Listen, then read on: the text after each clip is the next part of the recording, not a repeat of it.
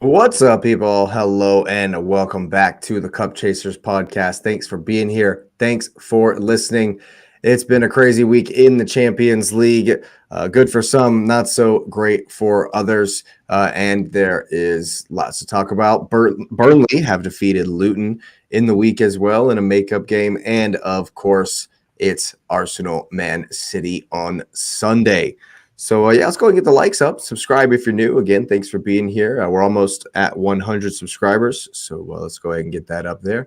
And yeah, I think the best place to start is we'll take a look at a couple of these results in the Champions League. I don't want to start with the Arsenal result, but I guess that's the place to start.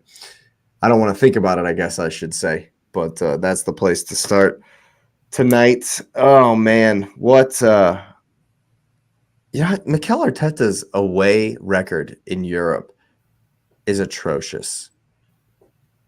Like it really is. I mean, Arsenal's away record in Europe is not great in general. Um, I can't even think of the last away win we've had, but the atmosphere at the Lawn Stadium. I don't know if y'all watched any of the highlights or got to see anything. Was electric. There's 38,000 capacity stadium. It's only 30,000 in the town. Wow. There's only the population of Lawns, the town itself, is only 30,000. So they're pulling in people from the countryside and whatnot because that place was packed. It was rocking. The flags were flying out the whole time. There was smoke. I mean, it looked like a fun environment, to be honest with you. It looked awesome. And it wasn't awesome for the Arsenal. However, what's up, X? We got bullied a little bit. They pressed really, really high. Lons, you got to give credit to Lons, man. 2 fantastic goals.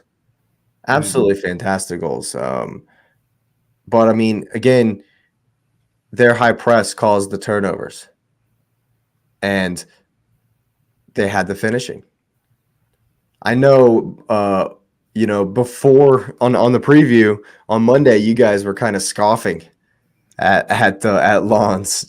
I know you were, Lewis, and I said, hey man, it's Champions League, can't underestimate nobody, and especially this Arsenal team, this young Arsenal team who have this kind of, it's a Big Steve said on Box to Box on AFT, it's a block, and that's exactly what it is. It's this mentality block we have, and I think City was already in our heads a little bit. Most definitely. I think that it's starting to be more consistent than I'd like when there's a lot of pressure on the team, when there's obviously it happened before the last City game where we lost to Everton, the Brentford debacle, and then we didn't show up to the City game last time out, and I think that's kind of you can see the pattern, you can see it happening again. And I think that is only a contributing factor. I know we went out there strong, and so I thought we were going to do well, but I definitely think that the atmosphere and the high press really, really gave us fits and starts. But on the other hand, we were poor. Just Declan Rice maybe gets a 5, but we didn't win. We didn't win second balls. Nope. The whole point of Arsenal's new tactics is to have control, is to stifle the other team. If you don't win the second ball, you're not stifling anybody. It's just going to be back and forth, and credit to Loans, when they got a high turnover, they went at us, shoved it down our throats immediately. The first goal they scored was, I mean, calls Raya to, and it was the same thing, the same way we scored. I keep saying we need to be clinical, and we were once, but they win the ball back. They force Raya. And I actually watched a little bit of it back earlier tonight just to kind of, have it fresh in my mind. And we had the ball on top of their box, almost into their box. Their press forced us back, and we had to give the ball all the way back to Raya, who hits one, and Tomiyasu's not on his toes. And I can't. It almost looked like a desperate touch from Wahi, whom Patrick, you've said that is a Chelsea target. It almost looks like a desperate touch, but it falls right into the path of Thomason, who on the bounce, who just like, what a finish. It's an absolutely fantastic finish. And you got to give it to him. Right before that, the 10 minutes before that goal, we were decent. The rest of it was forgettable. Just a lot of misplaced passes, a lot of poor touches. Trossard was anonymous. Odegaard was a ghost. Havertz was poor. Havertz wasn't poor. He was terrible by his own low standard. Like, I have an especially low standard. You have a really low bar, bro. And that was awful. There's no sugarcoating that. It was bad. He doesn't want the ball. You can see him making runs in behind passing lanes.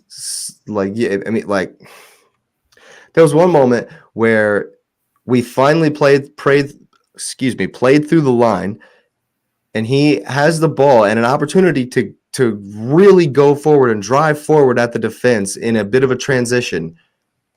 Slows it up, turns around, passes it back. We were doing that all day long. It was infuriating. And I'll say right now, if we bring that against Man City on Sunday, Rodri, we're getting obliterated. We will get smashed.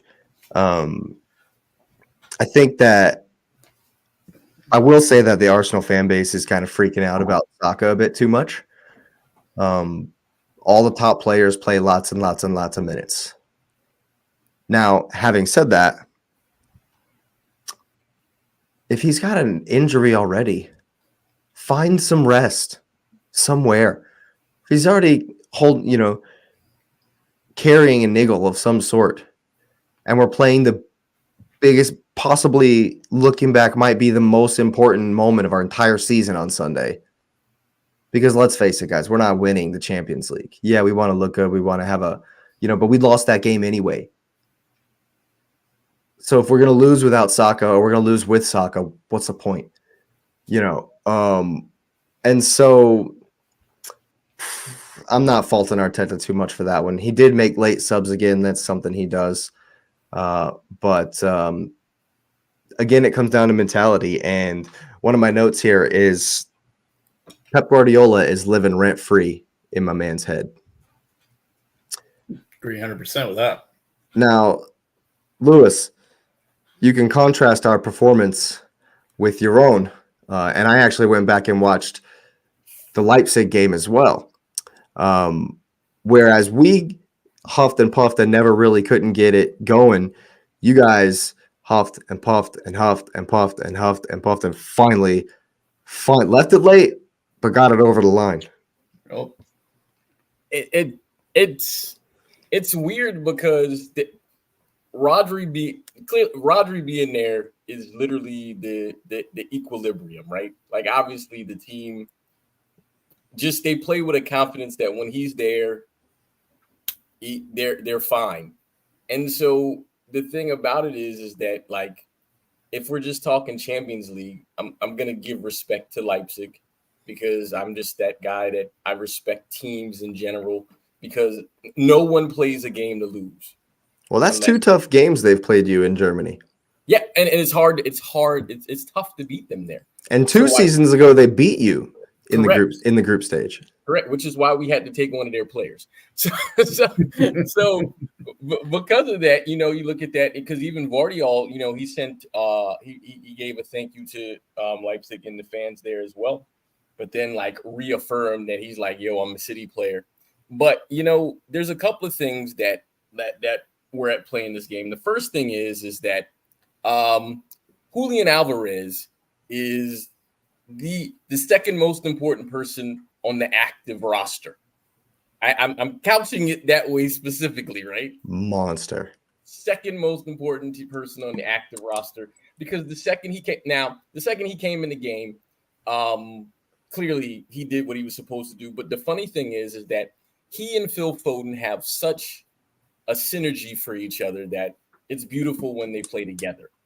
And you look at that, and obviously he didn't start because he was resting them, because he's played every game. Like, he's played every game, and obviously you want him. Wow, go figure that. A manager that rests players who play every game. It's all about depth. That's the issue. Well, but Arsenal has more depth than City does, because City is struggling. Yeah, right. We got plenty. Yeah, Reece Nelson could play out there. He could shuffle stuff and put Jesus out there. He can make it work. Trust me. They have more. They're deeper than City is right now. City has an interesting, like Bernardo just came back that game. I mean, so we're just getting back where I think there's still 3 guys out, right? Because Stones is out. De Bruyne, obviously. Will Stones be back for Sunday? No, he won't be back. Good. But I mean, he wouldn't start if he was back anyway, so it didn't matter. Well, that'll be part of our discussion about the midfield, but we'll get there. I mean, you look at that and you just recognize that Pep had to play a different team there. So, one, he couldn't put his most attacking team there, because just like respecting Leipzig, Pep respects Arsenal. I mean, the thing about it is we're never going to pretend that Arsenal are not good. They're a good team. I mean, maybe some people have things to say about them, but Arsenal has shown a consistency and quality that you have to, keep an eye on them too. But they kept the goal in front of them, which was Leipzig, which is also why Doku didn't start, because you can kind of assume the guys who didn't start will start. And it's just looking where that Leipzig played us tough. So, and again, you know how I am. I love when we play tough teams, because that's what gets you prepared for the big game. Like, because then every game keeps you at that level. Like, it's not like, well, let me get up for this one. And, looking at it, I was 1,000% wrong about, I thought Arsenal was going to walk over Lens. I'm not even going to pretend to you. I thought they were going to walk over them. And, that's why you play the game, right? That's why you the predictions league is the way it is, right? so with that, I give Lens credit. I mean, Arsenal, you just got things that are there. And yeah, maybe that is your bogeyman, is that you're consistently looking forward instead of being in the moment. And I think that might be something that, it's hard for an athlete to do, though. I mean, especially on that level, because if we're being honest about it, like Arsenal, like you just said, well, it's obvious you're not going to win the Champions League. I disagree. I think that Pep said it best. The Champions League is a crapshoot of, hey, man, you just got to get out the group. And then after that, if you get a good draw and injuries fall your way, you could win. So it's realistic that you could run. I mean, you say, well, it's unlikely. Unlikely, okay, but possible, yes. And so you have to prepare for that as well. And so when you look at my response will come when we discuss Sunday. Yeah. And so I look at that. And so, like, for example, City ran the gauntlet last year. Like, we got all the hardest teams possible. So we say, well, it is a mentality thing. You're growing into it. And I mean, the Lens game, maybe it was a wake-up call. I don't know. I don't know the answer to that. But I know City got tested. City's been getting tested all year. Rico Lewis played the John Stones role, looked great. And, I mean, Haaland hadn't scored, and people like he's a fraud and this, that, and the other. And the thing about it is City is fine with all those things existing, because the only result that matters, and Haaland showed it, is winning the game. I don't care about stats. All I want is to lift trophies and win games. And if I only get goals, and if I'm Haaland or if I'm other people, I'm only getting goals against the scrub teams. Hey, man, the numbers are the numbers. Do we win the games? Right? And so with that, I mean, much respect to Leipzig, completely confused by Arsenal. And I don't know. I mean, I City has been making you pay attention to him if you're a City supporter. And I mean, I appreciate it, but it shows that they're not going forward with the arrogance. So some City fans who are like, "Oh my God," and this person and that person, it's everywhere. Because now the rumors are that the City's going to be in for Matoma in January. But I forgot one thing is probably a flag is Jack Grealish, man. He's looking rough. He's looking rough, and is he still drunk from the treble celebrations? Well, the funny thing about it is that I think because here's a couple of things, right? Jack Grealish looks the way he does because there's no maestro like De Bruyne in the center of the park anymore. So him holding the ball doesn't do anything for the team. We need everybody attacking and trying to score. Grealish doesn't score goals. And the problem with it is either you have to stick him in the middle and let him orchestrate, which they may try, or you have to find somewhere else for him to be, because Doku is doing what what Grealish is supposed to do, because Doku is assisting and he's scoring. Mm-hmm. And I mean, you gave him a chance. The guy, I think Doku has 2 assists and 2 goals in like 6 games, and Grealish has just held the ball up. And that you can't do that because we're not free flowing scoring anymore.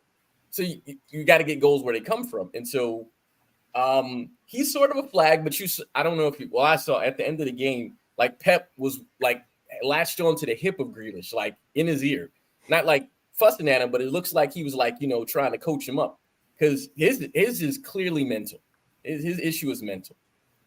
And I hope he returns to form. Maybe they try him in the center of the park.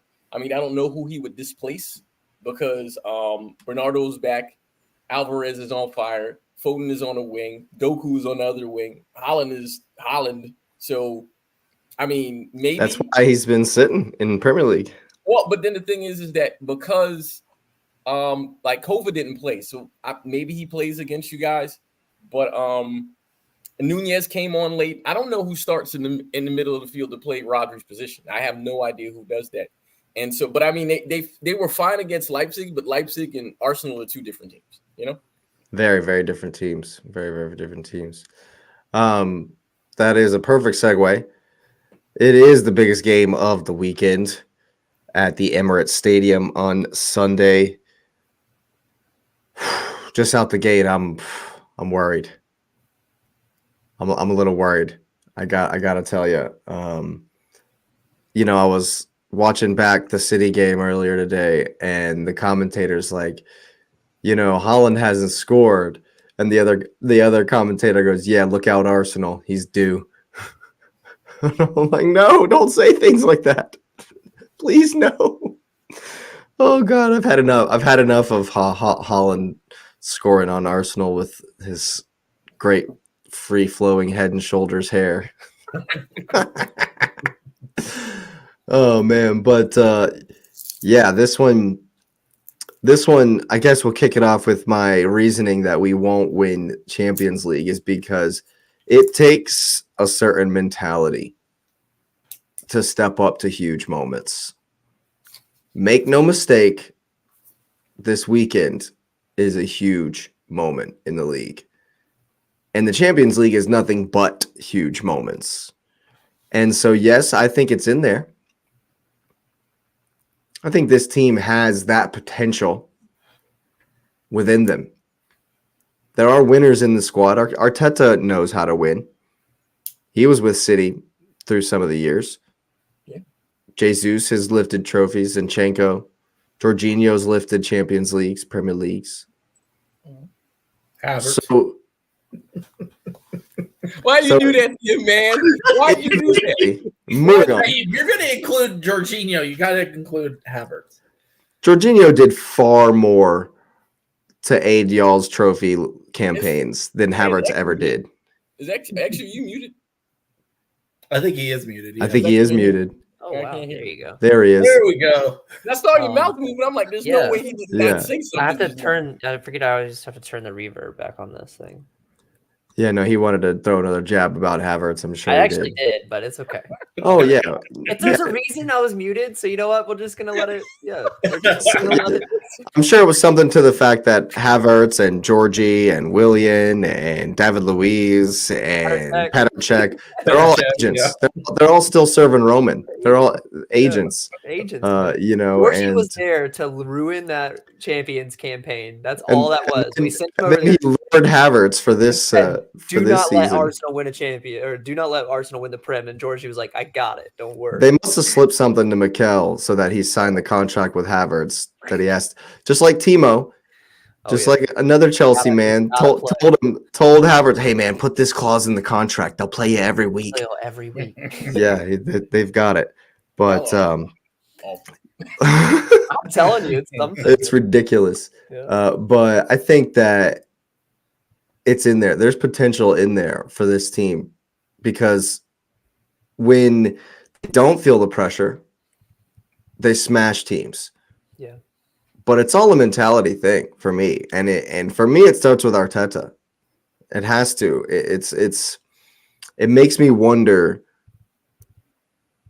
like what he's telling them, like how he's not about. Okay, you know, when this guy passes here, go here, and we need to be in this formation, but about, you know, how he's managing the mind space, the headspace during these games. And I think that by extension, we could question Arteta's own mindset and headspace during these games. Because during the Tottenham game, the commentator made a good point about the fact that if you watch Arsenal game, and it wasn't just in the Tottenham game, but this is just when the commentator pointed it out. Every single time, as long as Arsenal's not playing against Liverpool, Arteta is the more animated manager on the sideline, gesticulating, jumping around, running back and forth. Only Jurgen Klopp is kind of like that, you know. Okay. A lot of other people are reserved, and I'm not saying that that's a bad thing because I'm the same way. Oh yeah. Right. If you've ever watched a soccer game in my presence, not like on the stream like this or whatever, you know I freak out. Oh yeah. I was like that when I was a coach. I did too. I was very animated on the sideline, kicking every ball, as they say. Oh, yeah. You know, but when he comes out and he says things like there's 47 formations in one game, and you know, and he just throws a he likes throwing. I finally figured it out. It's all a smoke screen. You cannot trust a single thing he says in the presser. It's a smoke screen. He told the press after or before the Bournemouth game that we had 5 people injured. 4 of them played in the Bournemouth game. So that's why I'm not too worried about the Saka thing. He'll play. Saka will play on Sunday. There's been nothing concrete, you know, so he'll play on Sunday. But I think that, you know, I personally believe he's just doing too much. And I get it that it's like it's a professional environment unlike anything I've ever experienced, you know. And so there's going to be levels. There's going to be just super hyper technical things, you know, but I think at the end of the day, this weekend, you know, we can talk about tactics and we can talk about how I think we need to press really high and be clinical on chances and try to shove it down your throat, you know, when we win it in transition. That's kind of the simple strategy I would think. But Sunday's not about, you know, executing tactics. You know, Sunday's not about, you know, making sure we mark up this guy and making sure our formation is tight and you know, making sure we're pressing as a team and all these different tactical things. The real question is, can Mikel Arteta give a true win one for the Gipper speech? We need Aragorn, son of Arathorn, in the locker room, giving a speech, sending these men out, because this game is that important. Maybe not to City, you know, because City don't have a block against anyone. They don't care who you put in front of them. They think they're going to win the game. Right. They're not afraid of anybody. They're not worried about anybody. They're definitely not worried about Arsenal. Their record at the Emirates is insane. We have not won there since Theo Walcott and Aaron Ramsey scored goals to beat City in 2015. That's home and away. We have not beat City in the league since 2015. So what this is going to take is a for the badge, absolute, giving it everything you got, knowing that it's going to take, you're going to have to sacrifice your firstborn to win this game. Like, you need to call in some crossroad demons. Like, we need to give it literally everything you can think of. And he's going to have to give some kind of a speech that speaks to like each man deep down, because they're going to have to fight every second, every single second. That's the only way to beat Man City. You know why City scores so many late goals? They just wear you down. You're so tired of chasing Haaland around, man. And by the end of it, you know, they still got legs because Doku comes on in the and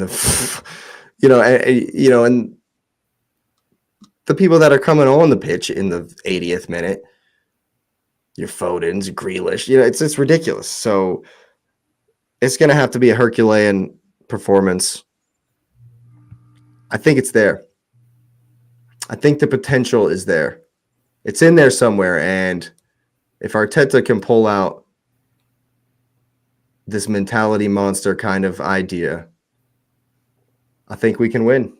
And I've gone with a heart pick, 2-1 to the Arsenal. But I also would not be surprised to lose 5-0. Dang. If we put out a stinker like we did on Tuesday. Yeah, but that's different. No, it's not, because it'll be the same kind of game. Because when we have the ball, Lons were in our face. That's what City do, man. There is no better team at high pressing than City. It's a mentality, though. It'll be different. I hope you're right. We were under a ton of pressure, just like we were. Well, yeah, like we will be. But they'll approach this game differently, because this is like the final boss for them. Lons is Lons. You don't want to lose the Champions League by any means, but you have enough to be able to make up for it in the group. You can play down too, and I think y'all did that a little bit. We always talk about the mentality of going in, whether or not, and like Lewis hit on it last season, you want teams to come up against you and be worried. Like, Lons just isn't that type of team. So when you do play a team like that, you can very much play down to that and play into that, and they're going to smack you because they're professionals. It doesn't matter. Burnley can put 2 past you if you let them. It's that mentality, and I think that you hit your nail on the head with it's a manager thing. It's a winners on your team thing. It's a locker room thing. You need your spine to stand up and kind of stand behind what it is you're trying to accomplish and how you're going to get there. And if beating City is how you get there, then that is what you have to accomplish. And, you can take the loss to Lons. It's group stage, like Patrick's saying, man. The mentality, I think, is going to be completely different. And you're not going to see – y'all look lackadaisical at times in that game. Y'all looked like y'all just did not come to play. The Kai Havertz effect, man. Y'all looked like y'all didn't want to play 90 minutes. Y'all thought y'all could get it done in 30, and they slapped you for it. That's what it looked like. So, Agent Kai, man, doing his thing. Just holding the ball. Just doing his thing. $65 million. And it might be worth a good goal for you, It's all we got out of him. Yeah. Robbie said on AFTV that this was the kind of game that Havertz could become an Arsenal legend. Like, not an Arsenal legend. Not legend, but like he could totally endear himself to the fans, totally turn the whole narrative around. He won't. He crumbled. He won't. He's got international duty coming up. That's when he'll perform again. My man is a cookie. He just crumbles under pressure. Just absolutely crumbles. When he's going to put 3 past the US, though. That's why when his best goals are when they don't count. When he sees the flag, he's like, oh, banger, got it. No worries. Or he knows he's offside. He's like, oh, yeah, I can slot this because there's the pressure immediately lifts from him. So he just absolutely hits a whirldy. And everyone's like, oh, he can do it. And it's like, no, he really can't. Like, or when Germany's playing Liechtenstein. Sir Liechtenstein. Oh my goodness. But yeah, no, I do think Patrick's 100% right. I think the mentality here is completely different. I think you go into this game and you play up, you play for them, you know how to play them. You want, even if they beat y'all in the marathon, even if y'all could have peeled, to have beaten City in any of those instances last season and to still have lost, like you would have at least could have walked away and been like, no, we beat City, we can do it. We lost by 5 points. If we beat them twice, we win the league. Right. Yep. So that's what I'm saying. So if even a win here or a draw here at City, it's just, I think it's something to prove to yourself. And I think you're going to play up to that. I would like to see you play up to that. And I mean, yeah, the whole Saka narrative, I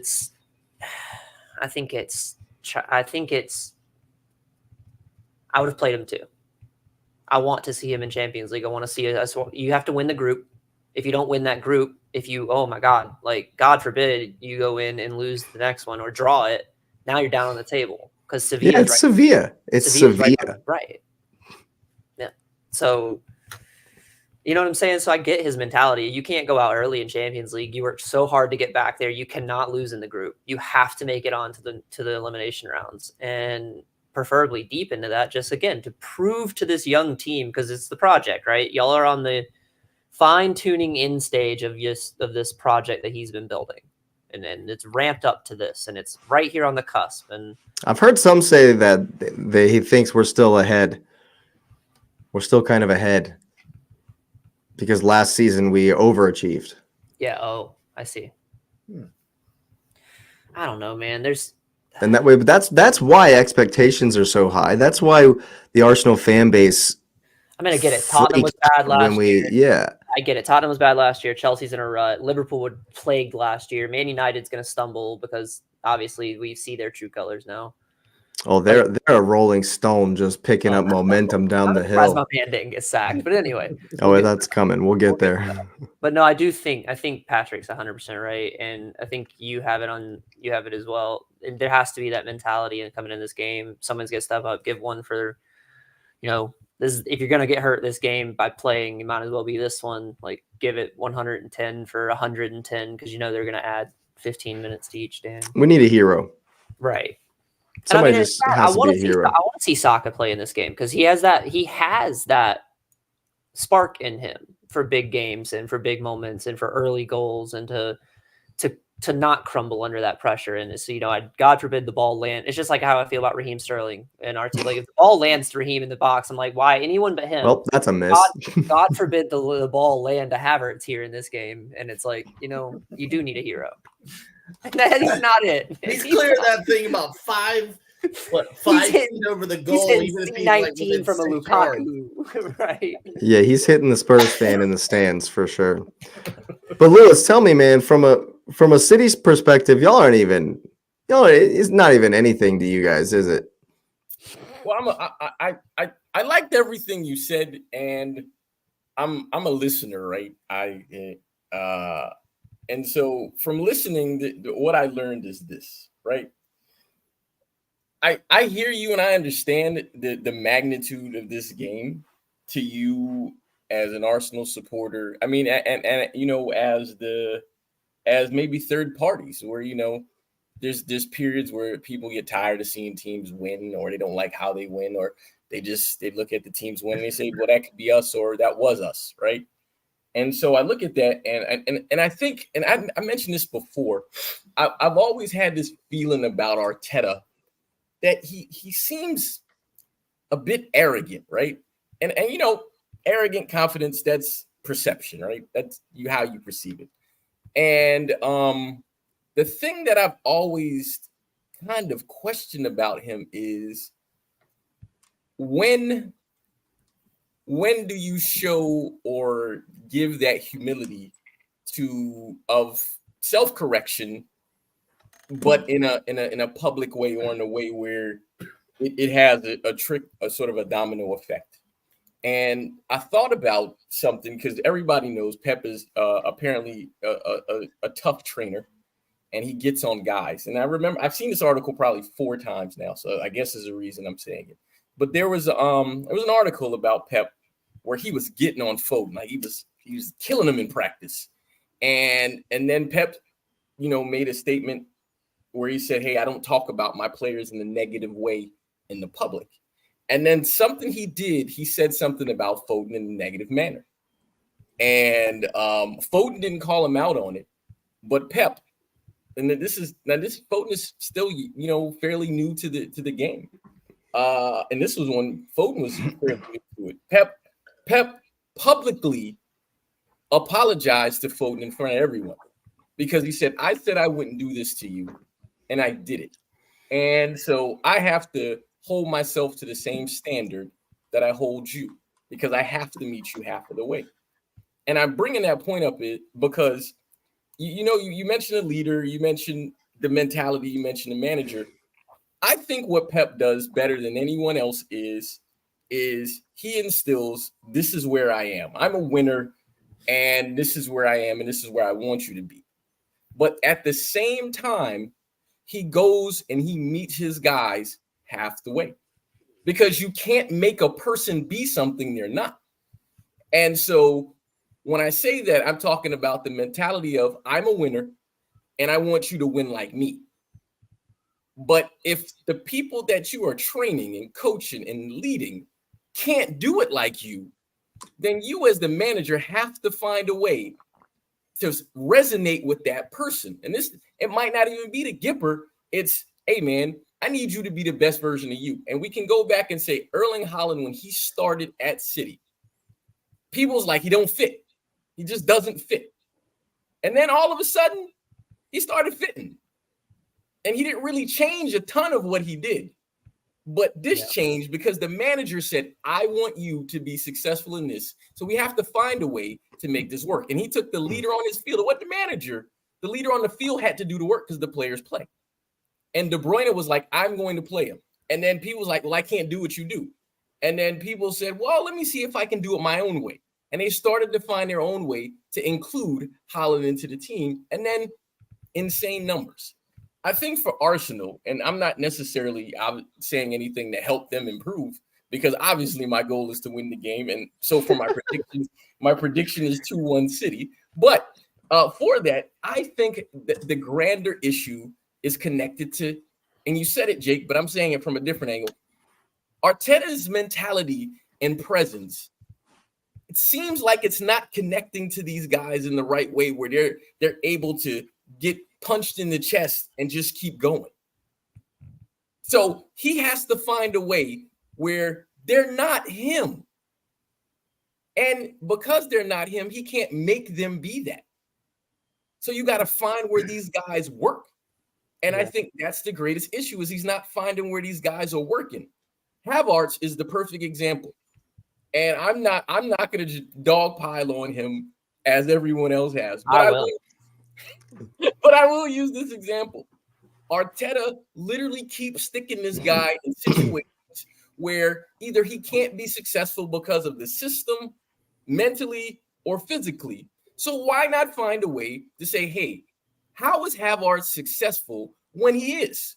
And then find a way to incorporate that in the system they play, so he actually works. Now, you can say he's not successful, but in the national team, you can find a way he's successful. You can find enough games to say, I can find a way where, hey, he did this, and if he can't find it, then he does do some things correctly. But if he can't find it, he's not a student of the game. Because the thing is what if Havertz's goal is not to score goals? Right. What if he's your hold-up man? What if he's right? Yeah, that's why it worked with him and Bruno so well.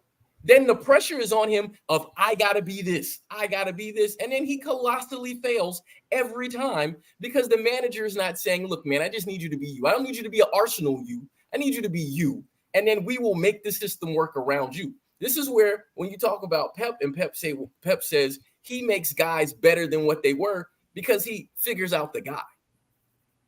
And that's why he's who he is, right? And so and he's been doing it from a young age because Lionel Messi, if we look at this guy, yeah, he has talent, but did we really see him being who he is right now?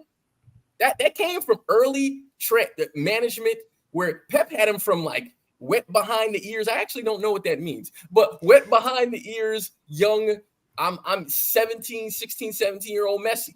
And then he brought him along the way and he made him see the game. And Havertz clearly doesn't see the game. Right. So you gotta say, what do you see so I can work with you? Because a quick thing, and then I'm done. I remember coaching the game. I was coaching basketball. I coached soccer, but this year I coached basketball, soccer, all that stuff. And I was coaching a kid, and he was 6'7". He was my center. But he was like this big, and he wasn't tough. And like, I mean, I was moving him, and I'm not close to 6'7", right? And I just from height wise, weight wise, I shouldn't have been moving him. And we played a game against the team that was probably the best, if not the next, the equal to us. And they smoked us at home. They beat us by 40 at home, man. Jesus. And at halftime, we scored 2 points. 2 points the entire half. I mean, we lost by 40, but we scored a bunch of points in the second half, but we were burnt out at the end. But I lost my mind, and I never curse at people, but I cursed about the situation. And I threw some stuff, and I broke a couple of things that I could never get back. And that was a very rare thing. But that was because I'm normally cool, but at that point, the team that was playing, I would have loved to have been a fly on the wall to watch. That would have been fun to watch. Yeah, that would have been great. I would love to be a fly on the wall. that I had playing for me didn't look like the team I had coached up until then, because we were undefeated, they were undefeated. We played that same team in the championship game, and the championship game we won, and it was the lowest scoring championship game in history. And that one guy who got smoked was the reason we won the game, because I said, you know what? I can't play like them. We played the same style, but I can't beat you playing like us. So we played super duper slow. This guy, literally, every time out, I only talked to him. Every time I'm out, only talk to him. And I was in his head the whole time. Kid had the best game of his career with me. And we won the game, lowest scoring game, and we won it by 3. And I look at that now, I recognize I kept trying to make him what I wanted him to be. I needed him to be the best version of what he could be, so then he could fit in my team and I could game plan around that. And it changed the whole thing. We won but I had to get punched in the face because I was arrogant too. We got punched in the face, and I got humble. And when I got humble, I was like, you know what? I got 2 of these and 1 of these. Let me start listening more and looking more, and then correct what my issue is, because I can't go in front of somebody and say, I'm going to beat you at being me, the best version of me, and I can't beat you that way. I got to find a different way, which I've continually advocated for Arteta. You should stop trying to be Pep. Be you. But I don't know if he knows who he is.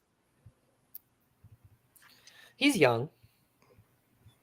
Yeah, that's a great point though. I've actually been a part of a situation like that where when I first moved down to Charleston when I was younger, I was a part of a group of guys who were individually, we were all really good, but the performances, the results from the team itself were poor for a long time. We all got to our senior year of high school, and our coach, who we'd had for a couple of years, finally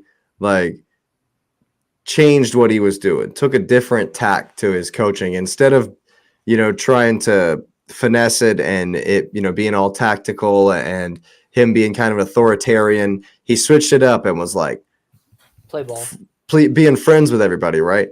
But when it come down to the tactics, he knew we had somebody like UX that was on our left wing. Ton of speed, good finishing, great going forward. would not run back. Will not. I will not come back and Refuse. Like you can look at him. You can look the Ronaldo. I could look at him in game and be screaming at him, George, run back. Come back. Nothing.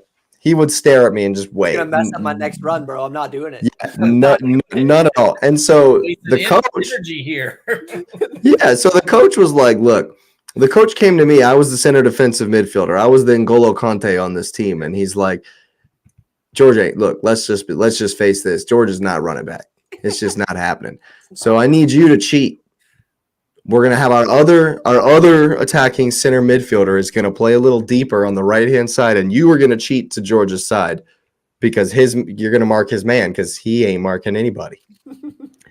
And it was little things like this that he switched up, and he kind of got everybody to be friends with us, and we went undefeated. I mean, to the very last game of the season, we went undefeated, smashing teams. We were not getting scored on. It was, Yeah. And just little simple things like that. And I think that I don't agree that in Kai Havertz's situation, that's what we need to do. I think that as a professional, I think it should be the other way around for him because he's not that guy. He's not the talisman that, if we spent $65 million on him. Yeah, people make mistakes. He's your new Ozil. That's all it is. People make mistakes, man. Reincarnated Ozil. But Ozil would score. At Arsenal? Don't get me started on Mesut. Don't get me started on Mesut Ozil. That is not top 5 in assists in the league when he was at Arsenal. That's what Havertz. Don't get me started. I'm not saying he was great, but I mean, don't get. You know what? You know what? I'm gonna do a spotlight on Mesut Ozil, and you check that video out, and you'll see what I have to say about. Oh, he produced. Oh, he's got top 5 assists in the league, man. Hey, man. Sometimes numbers are empty, but he did have numbers. I know how to push Jake's buttons on this stuff. Ooh, man, I just can't even. He is, man. He's just your new Ozil. Just embrace it. He's not. Havertz isn't close to Ozil. Isn't as close as good as Ozil was. Just embrace it, man. But see, if somebody like Kylian Mbappe, stuff of absolute dizzy daydreams here, that's somebody to build the team around. 100%. Kai needs to. I mean, yeah, I hear you, and I think that there is some of that Arteta needs to buy into, and kind of, it's a give and take, it's a balance he needs to find. But Kai, I think, same goes for you, buddy. Like you got to figure it out as well. I just think it's 100%. Holland started doing things slightly differently, subtly differently, switched his game up. So he was also, just like you said, Pep met him in the middle. Well, he met Pep in the middle. Same thing has to happen. But it's easier as a player to do that if you see that there's sort of a desire for you to be successful in your own kind of molded way. Yeah, well. I don't know. I think Kai kind of struggles with the same thing Lewis is hinting at that Arteta does, which kind of makes it interesting to see the partnership. I don't think either two of them know who they are. I don't think Kai knows what type of player he is. I know he's good, but I don't know if he knows what type of player he is because he's had all these different instances where he's had to play all these different positions and been asked to do different things, and he doesn't have like an identity. And Arteta's still building his identity. So there is that moment there, Lewis, for him to be like, I could find myself here. I could grow with this system. It's just. What sucks is Havertz has had success early. So what's the inspiration to change? Yeah. Yeah, well, enough on Havertz because hopefully he doesn't even start, to be honest with you. I know, X, that you think that I'm insane to even think that that's a possibility that he won't start this game. I won't be surprised if we see exactly what we saw in the Community Shield. So it'll be Trossard, Havertz up top, Jesus, Odegaard, Rice, Partey, and I guess I wouldn't mind that, but. Well, yeah, you have to I think that's the best way to do it is to overload that midfield. But I hate Havertz down the middle. Oh, yeah. But whatever, it is what it is. You got to score, X. You got a prediction as a game overall. I'm gonna go 1-1. 1-1. Interesting. I think you play him good enough to draw. I'll take that. I'm not gonna lie. Right now, right here, right now, I would take a draw.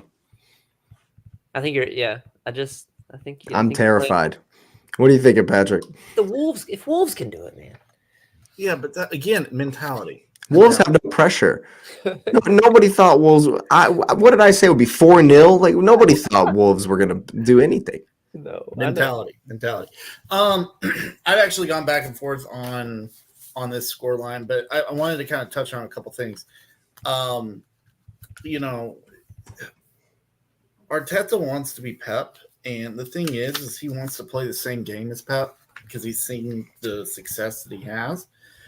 And I don't think he has the ability to reinvent himself.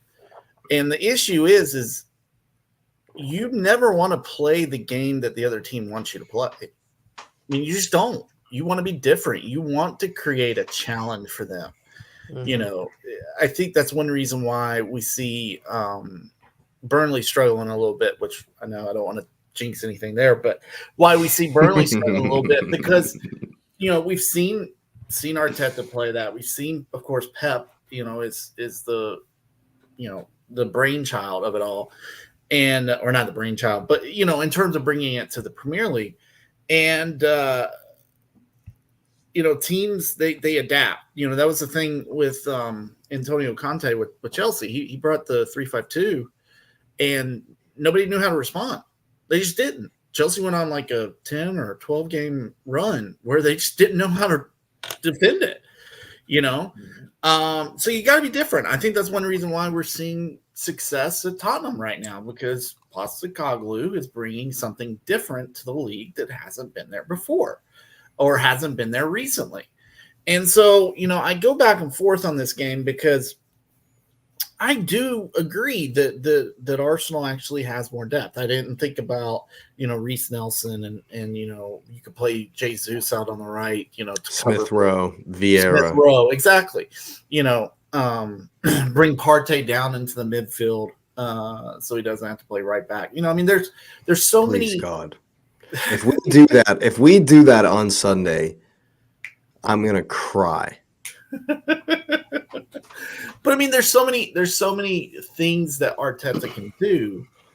But the thing that we've seen from him consistently is he's going to go to his fastball, and his fastball is the same thing over and over again. And it's coming to a point to where he's wanting to out-talent a team with the same tactics as the other team. But we all know you're not going to do that against City. And you're just not. You look at Wolves, they get 2 past them, which again I'm shocked by. I know I didn't really give a response to that on Monday, but I'm still shocked by it. But I also think might have been a good thing. Kind of takes a little bit of that pressure off of continuing to win and continuing to win and continuing to win. I know that sounds crazy, but there comes a point when you're winning that you start to be like nervous about losing. And, because it's going to be the end of the world once you lose. But once you lose and you realize, okay, we're fine. And I was going to ask Lewis, what are your thoughts about, the last 2 weeks for City? Do you think it is a trend?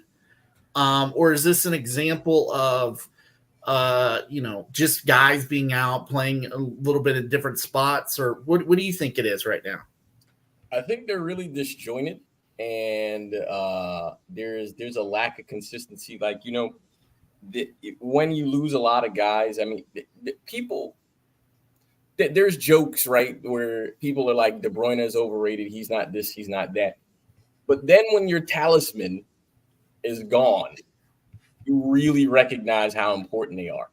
And people think about it. De Bruyne has been literally playing with this injury he's had for the last 2 seasons, and he's just played through it. But it was enough where he'd sub on or he would just be present. Clearly, he's not even present.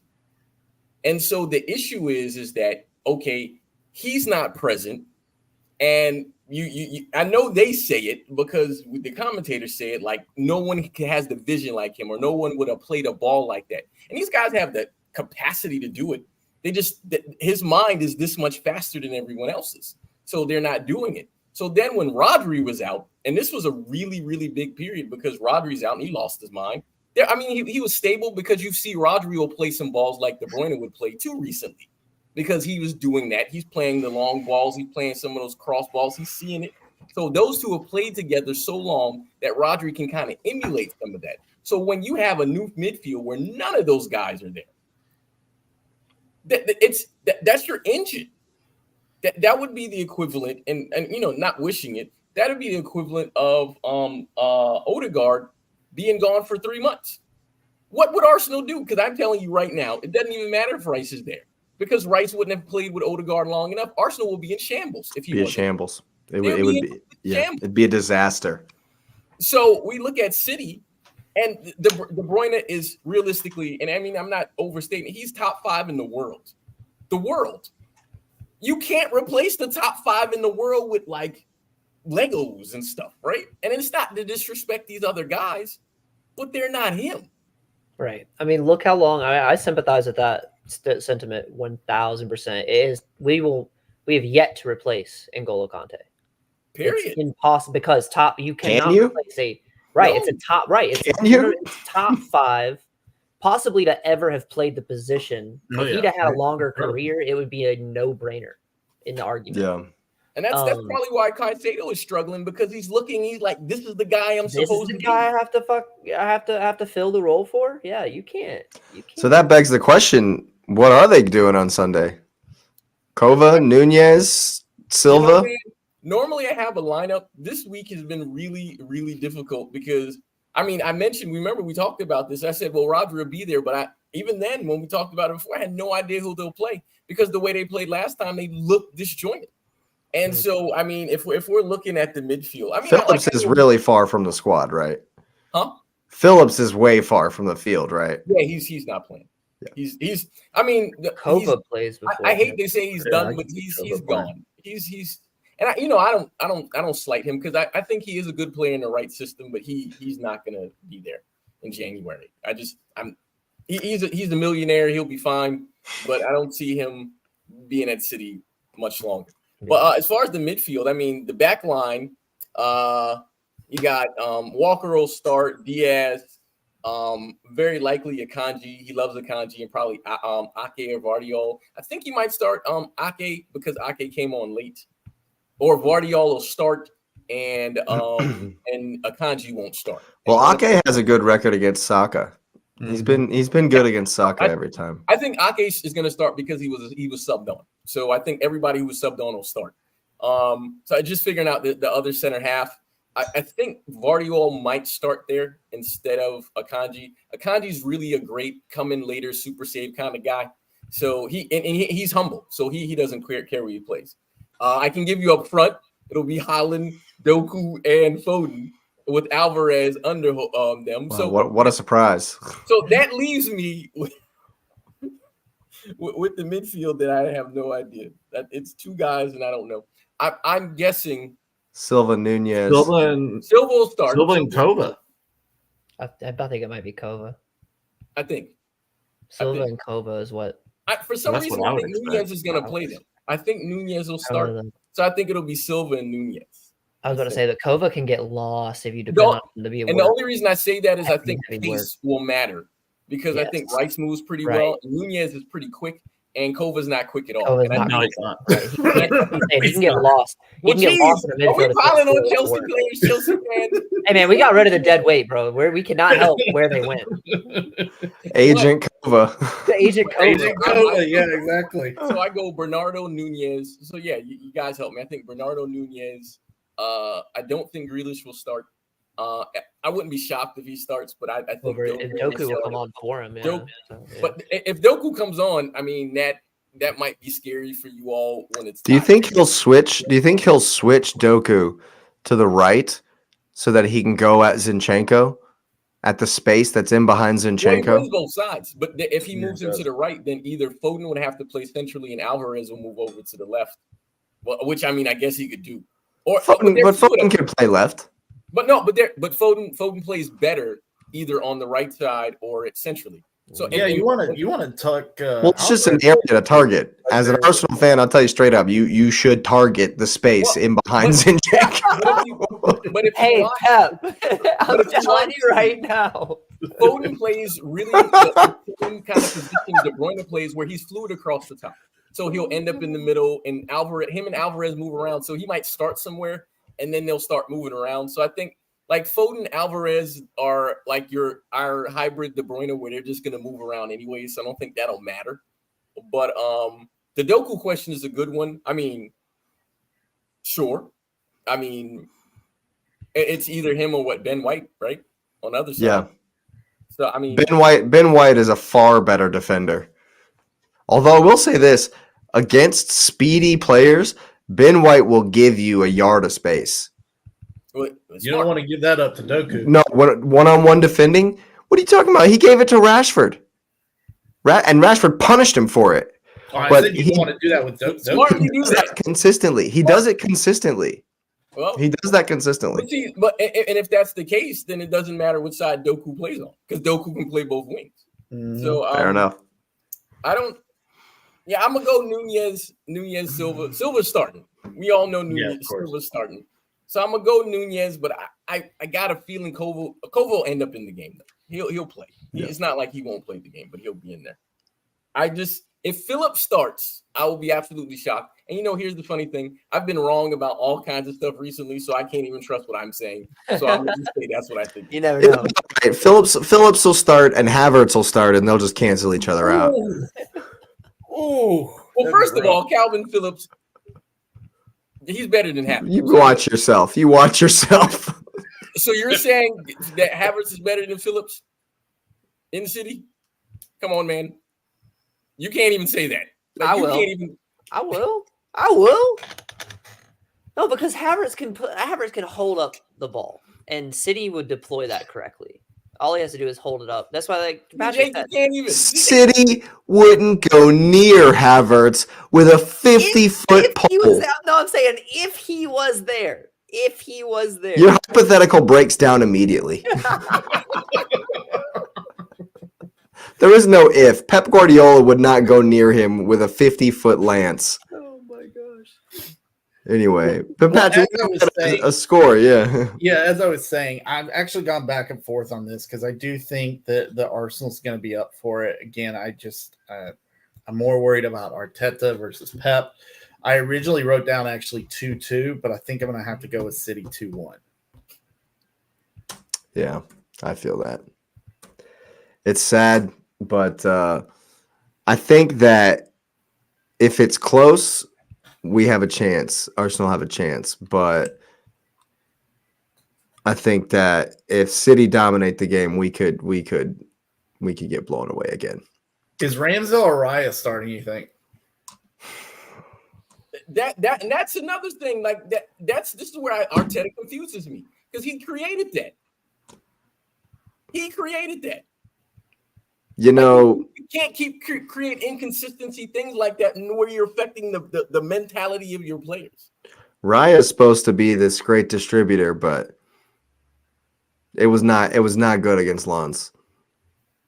Kicks the ball right to the other team for the first goal. I don't know how you ever Couple of different times he's just blasted it to no one in particular. I mean, here's what I'll say. If Ramsdale does come in, it's just it's chaos. It's just that there's no telling what Arteta's thinking at all.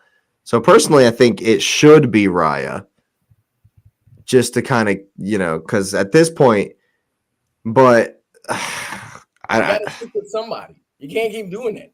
I don't. Goalkeepers. I agree, man. And Yeah, I was all for keeping Ramsdale in the first place. Yo, I don't know how you sit him. I don't. I don't. But I doubt it. It'll be Raya.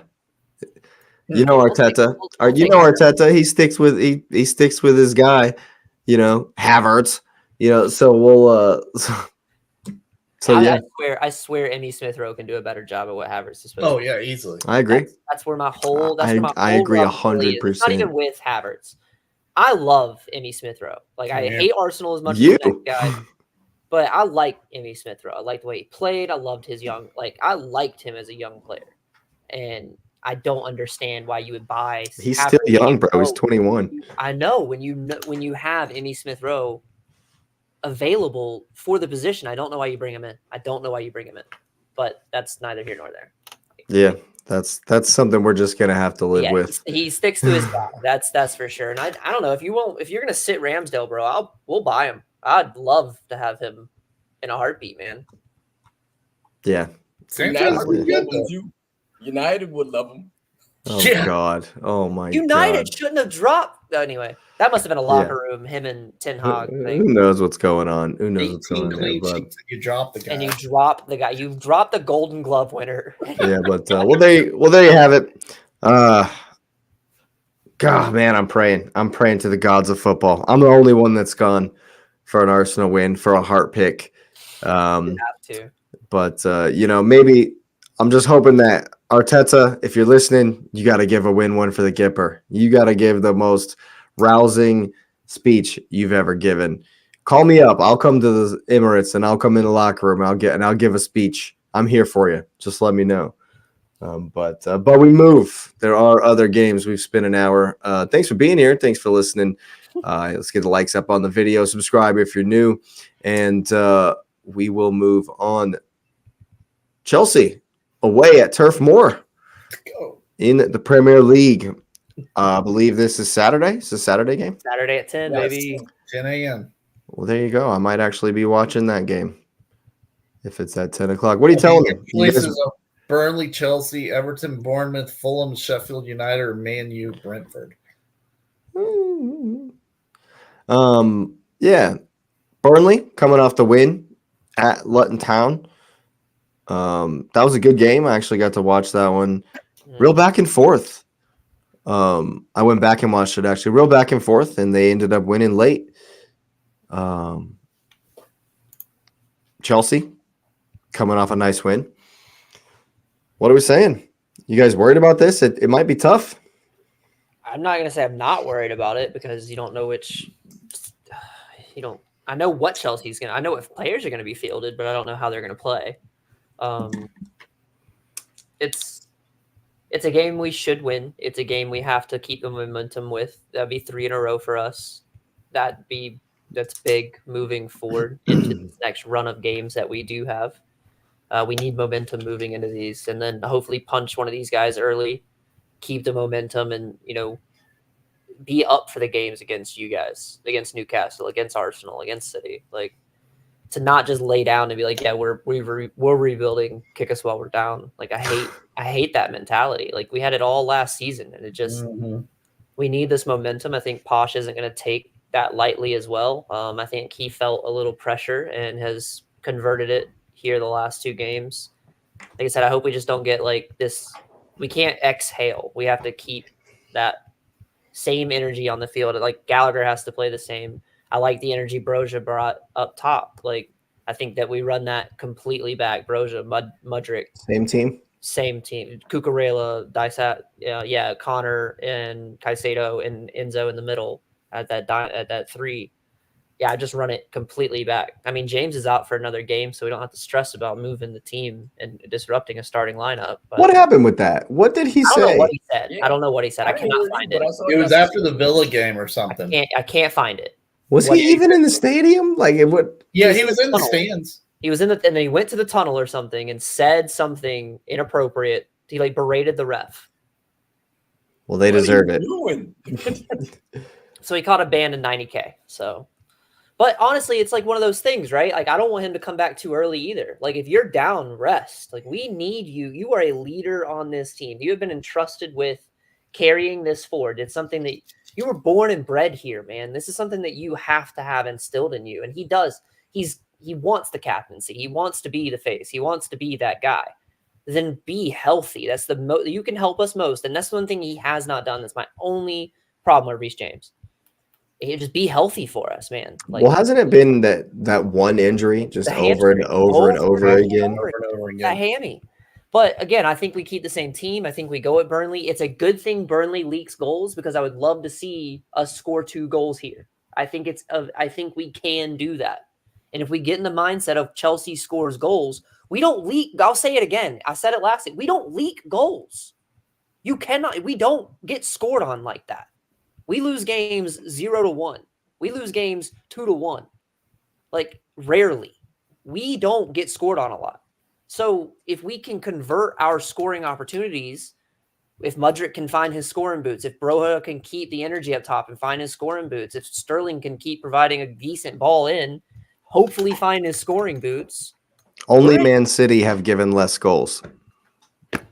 We're in great shape. Like, it's just, that's what frustrates me about this. It's like, it's a mentality thing. It's the same thing that you've stressed out with your squad. Like, I understand the injuries happen and it does plague us, but that's why I fault the new owners. I fault our managers. I fault Pochettino. This is a mentality thing. Like, we are Chelsea. We are here to win titles. We are here to play European football. The fact that I had to watch Champions League football and 4 Premier League teams that have no affiliation to it all.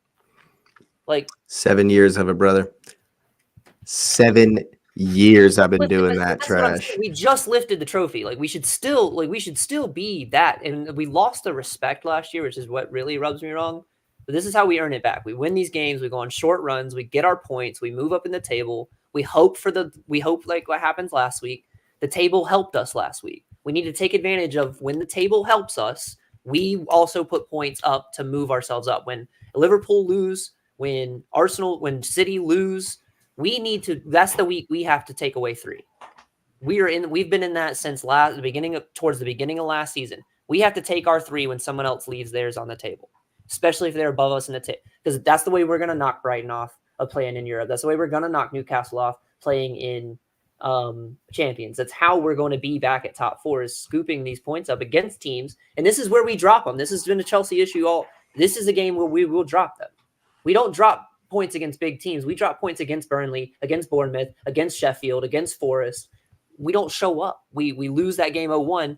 We should be 3 high. We should. There's no excuse. And this is why it's a 0-2. Chelsea have to score 2 goals here, keep the momentum, and we're fine. But I say field the same squad. Don't tinker with it. Tell them boys to run it back. You did your job. Pat on the back. Now run it again. Rinse, wash, repeat. I don't think anything should change. I thought Cucurella played I hate Cucurella. I've been huge.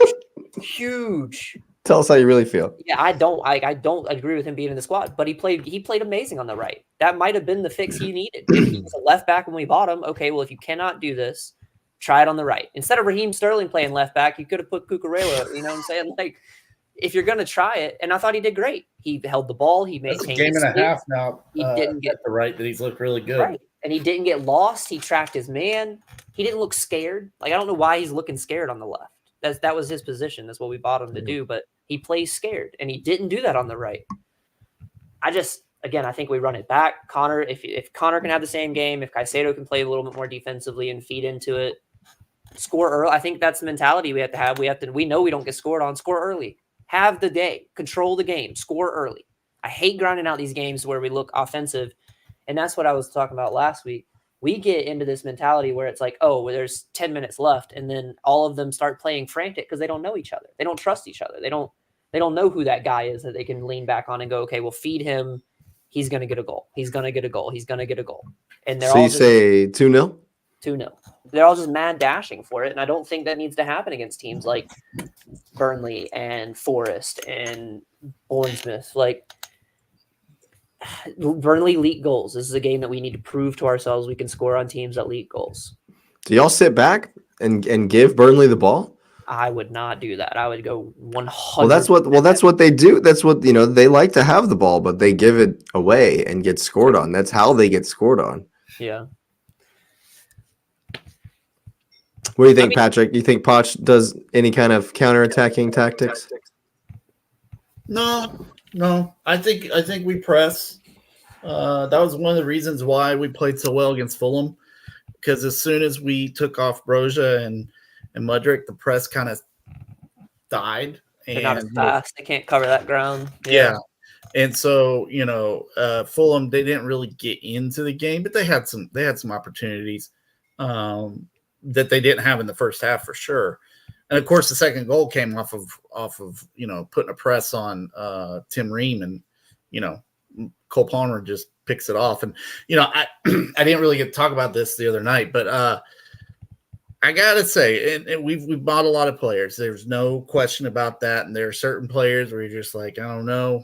Cole Palmer's one you do know. That guy is going to be legit for us. So he's got to play. He played on the right last against Fulham. I think you got to play him there again. The energy with Gallagher, playing in front of Enzo and Caicedo, it was great for the press, because then you've got 4 guys that are kind of squeezed in the middle to make them play wide. And I think that I don't know if you can make any changes right now. One, I don't know who you would put on. I mean, if you look at the bench for the game against Fulham, it was not that very strong at all. It was a bunch of everybody else is in the hospital. Yeah. It was a bunch of the developmental squad. I know he leaked a couple goals early on as keeper, but I think that the defense has got a lot more confidence now because Sanchez is playing well. He's attacking the ball. I have to laugh. There's a picture of, I don't know if you saw it in the game against Fulham, where he dove outwards to get a ball just to make sure. And it was like somebody got the picture perfectly, and he looks like Superman. So dramatic. I think I remember that was exactly what I said. I was like, wow, there's one for the cameras. It was so dramatic. But I mean, I remember playing against keepers like that too. I hated guys like that. I was like, you don't have to. What are you doing, man? Like, and that was one of those. They're bored. Yeah, exactly. But I mean, as long as we have that Caicedo Enzo pivot, I feel really confident about us going forward, especially against teams like Burnley, against Fulham, against Sheffield, Everton, all that. I think that pivot is going to be really, really big for us going forward. And as soon as we start getting some guys back, mainly in Nkunku, we were talking about De Bruyne being out, and I'm not saying Nkunku is anywhere near the talent of De Bruyne. The point being is we haven't found anybody to really replace that guy behind Jackson. And Jackson, he's struggled with it for sure. I think he's taken a lot of undue pressure on himself to kind of play both roles, because Carney's been out. So you lost Nkunku, you lost Carney. I think with this current setup, though, I've talked bad about Gallagher. I've talked bad about Cuckoo. And honestly, I thought DCIC had struggled to begin the season. And I think there was a little bit of understanding because he's working up to that level. But I also think DCIC is why Cuckoo is playing better on the right. Because if you think about it, while you do have Thiago Silva playing on the left with Cuckoo, he's also, while he sees the pass ahead of time, he can get caught out. And I think that was one of the reasons why Cuckoo looked so bad on the left. He's trying to make up for the space because Thiago's going to get dusted. Thiago's going to get dusted if he gives space. Exactly. DCIC can make up space. Yeah, exactly. He's quick. And that's why I think it works so well on the right now. So I agree with X that we got to get 2, and I do say that we will get 2. I actually went 2-1 just because it's Chelsea. On the road. It's Chelsea. I'm not saying we're going to leak a goal by any means. I think that it'll be a good goal by Burnley. But I just think that we're starting to show a little bit of momentum, and it's actually real momentum. We talked about it, me and you, Lewis, about that win against Brighton and carrying that over into momentum the next game against Fulham, which happened. I think that there's legitimate momentum now. And it's been really good to see because we built the momentum. And this is where I will say, you can tell we have a manager like Pochettino because he played, no matter what guy went out, we've relatively played this same system. And the guys are kind of catching on that's been good to see because there hasn't been a lot of like last season. It looked like we tried a lot of different things. We were just throwing darts at the wall. Hey, until Lampard came, we knew what we were going to expect. We're not going to leak a goal. We're playing defense all game, 90 minutes. If they score, they score. Whereas like Potter and even sometimes under Tuchel, because of the guys we had coming in, it was a lot of dart throwing. And Posh has played this same exact system, rotated a guy in or out, and it's starting to like work. And these guys are starting to figure out where they need to be, which that's been really promising to see. But yeah, it's momentum, man. We have to keep it. And you're going into the international break. So, I mean, it's something that you want to go into that break saying, okay, 100%. we won 3 in a row. You have a belief in yourself. Yep. So when you come back, you're getting guys back at that point. I mean, Reese more rested. Back to training today. Yep. Lavia will be back by then.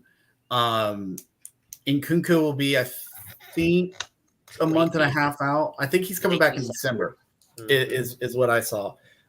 So I mean, there is a light at the end of the tunnel, but in that meantime, you got to build your own momentum. You know, you stumbled out of the gates for whatever reason. We don't need to rehash that, but keep building that momentum because you need it. Because when you come back, it's hard road. 5, yeah. I mean, you really do. It won't be fun. Welcome back. It's a chance. Honestly, though, I like those 5. I like the first game is at the Emirates. It's at Stamford Bridge. Oh, it is at the Bridge? Yeah, it's at the Bridge. Prove on the 21st. that we deserve to be up there still. Like, this is a chance for them boys to really, like, rise to this occasion. We take away 12 points out of these 5. Dream on. Dream on, bro. Yeah. Good luck. Good luck with that. We're just saying Brentford, that's a possibility. Right. The Brentford game. Okay. Oh, yeah. Well, I'm looking to see what other games there are. Hold on. It's everyone else. It's everyone else at the top. Newcastle, Spurs. It's Arsenal, Spurs, Manchester United, Manchester City. We'll beat United. We'll beat United. I will give you that. They're terrible. United. I will give you that. So Brentford and United, that could be 6. Brentford. I think we can give Newcastle a game, but not if they play the same way they played in. Yeah. Bro. Well, Lewis, your boy Vince gets a win.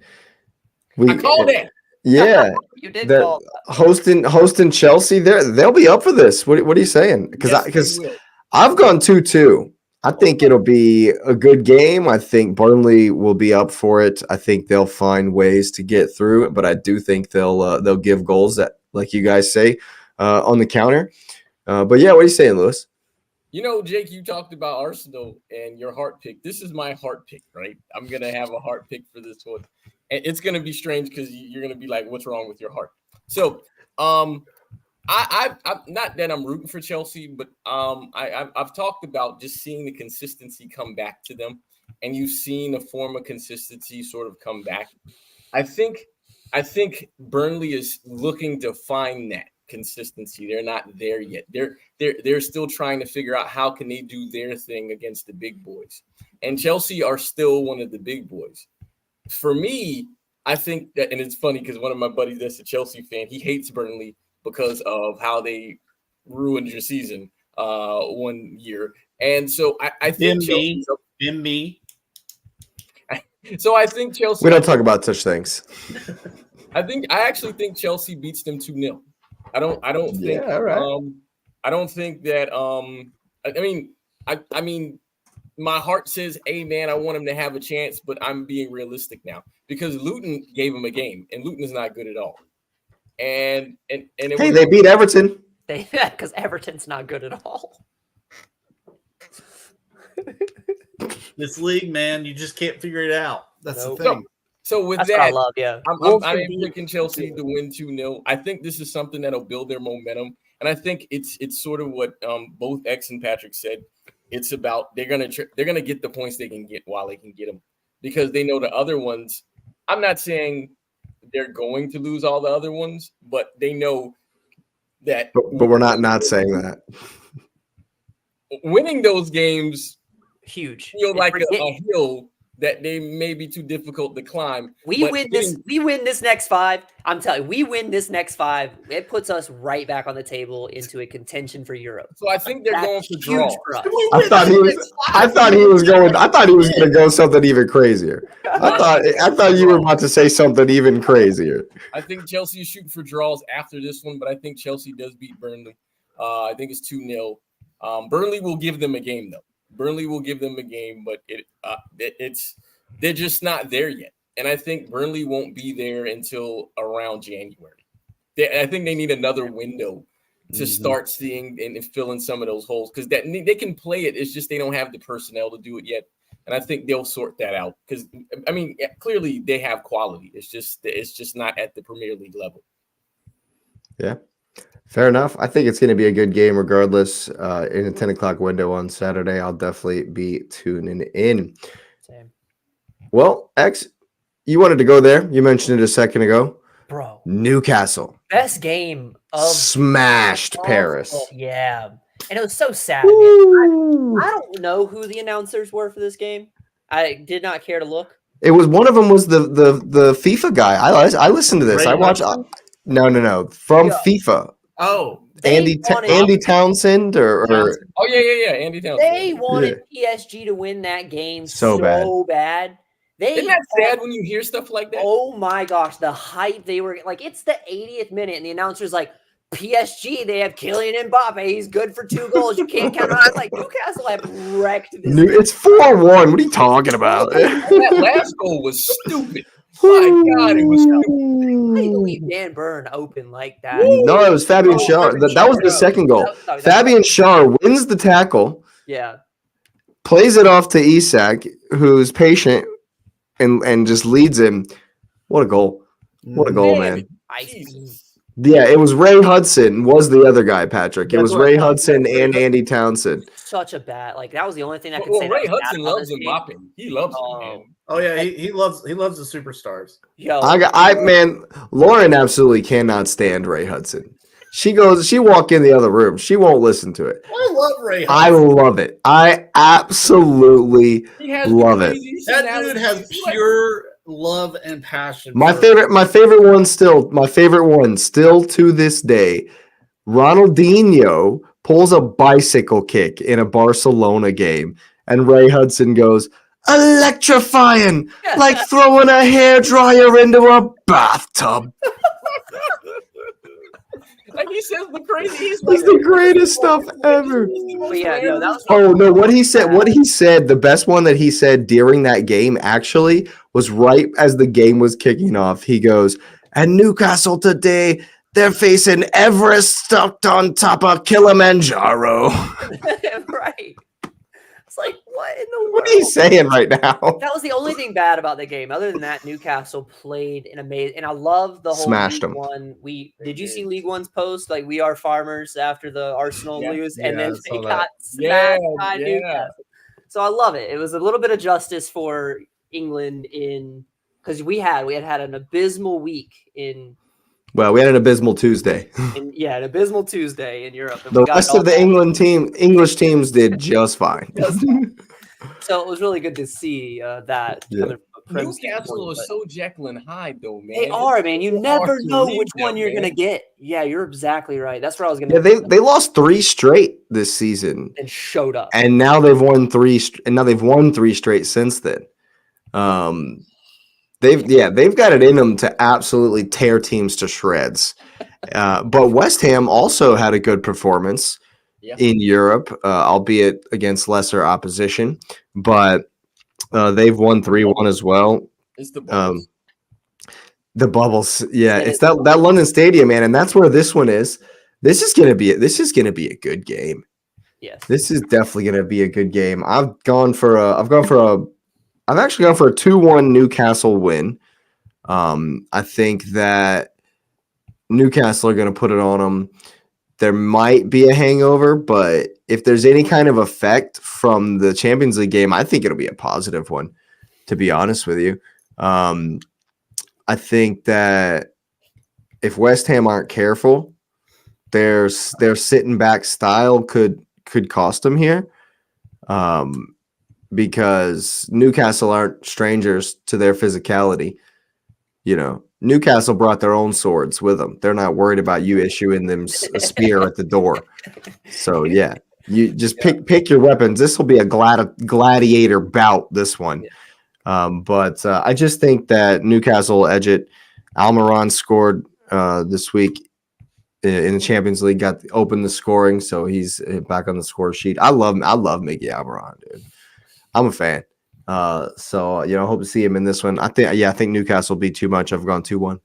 Yeah, I agree. I think it's going to be one of the better games one of the better matchups. I think these teams match up a little bit more evenly than people kind of expect it to, because they see Newcastle doing so well. But West Ham aren't to be pushed over. Like I did write them off at the beginning of the season. I thought they were going to be just a pushover team. Yeah.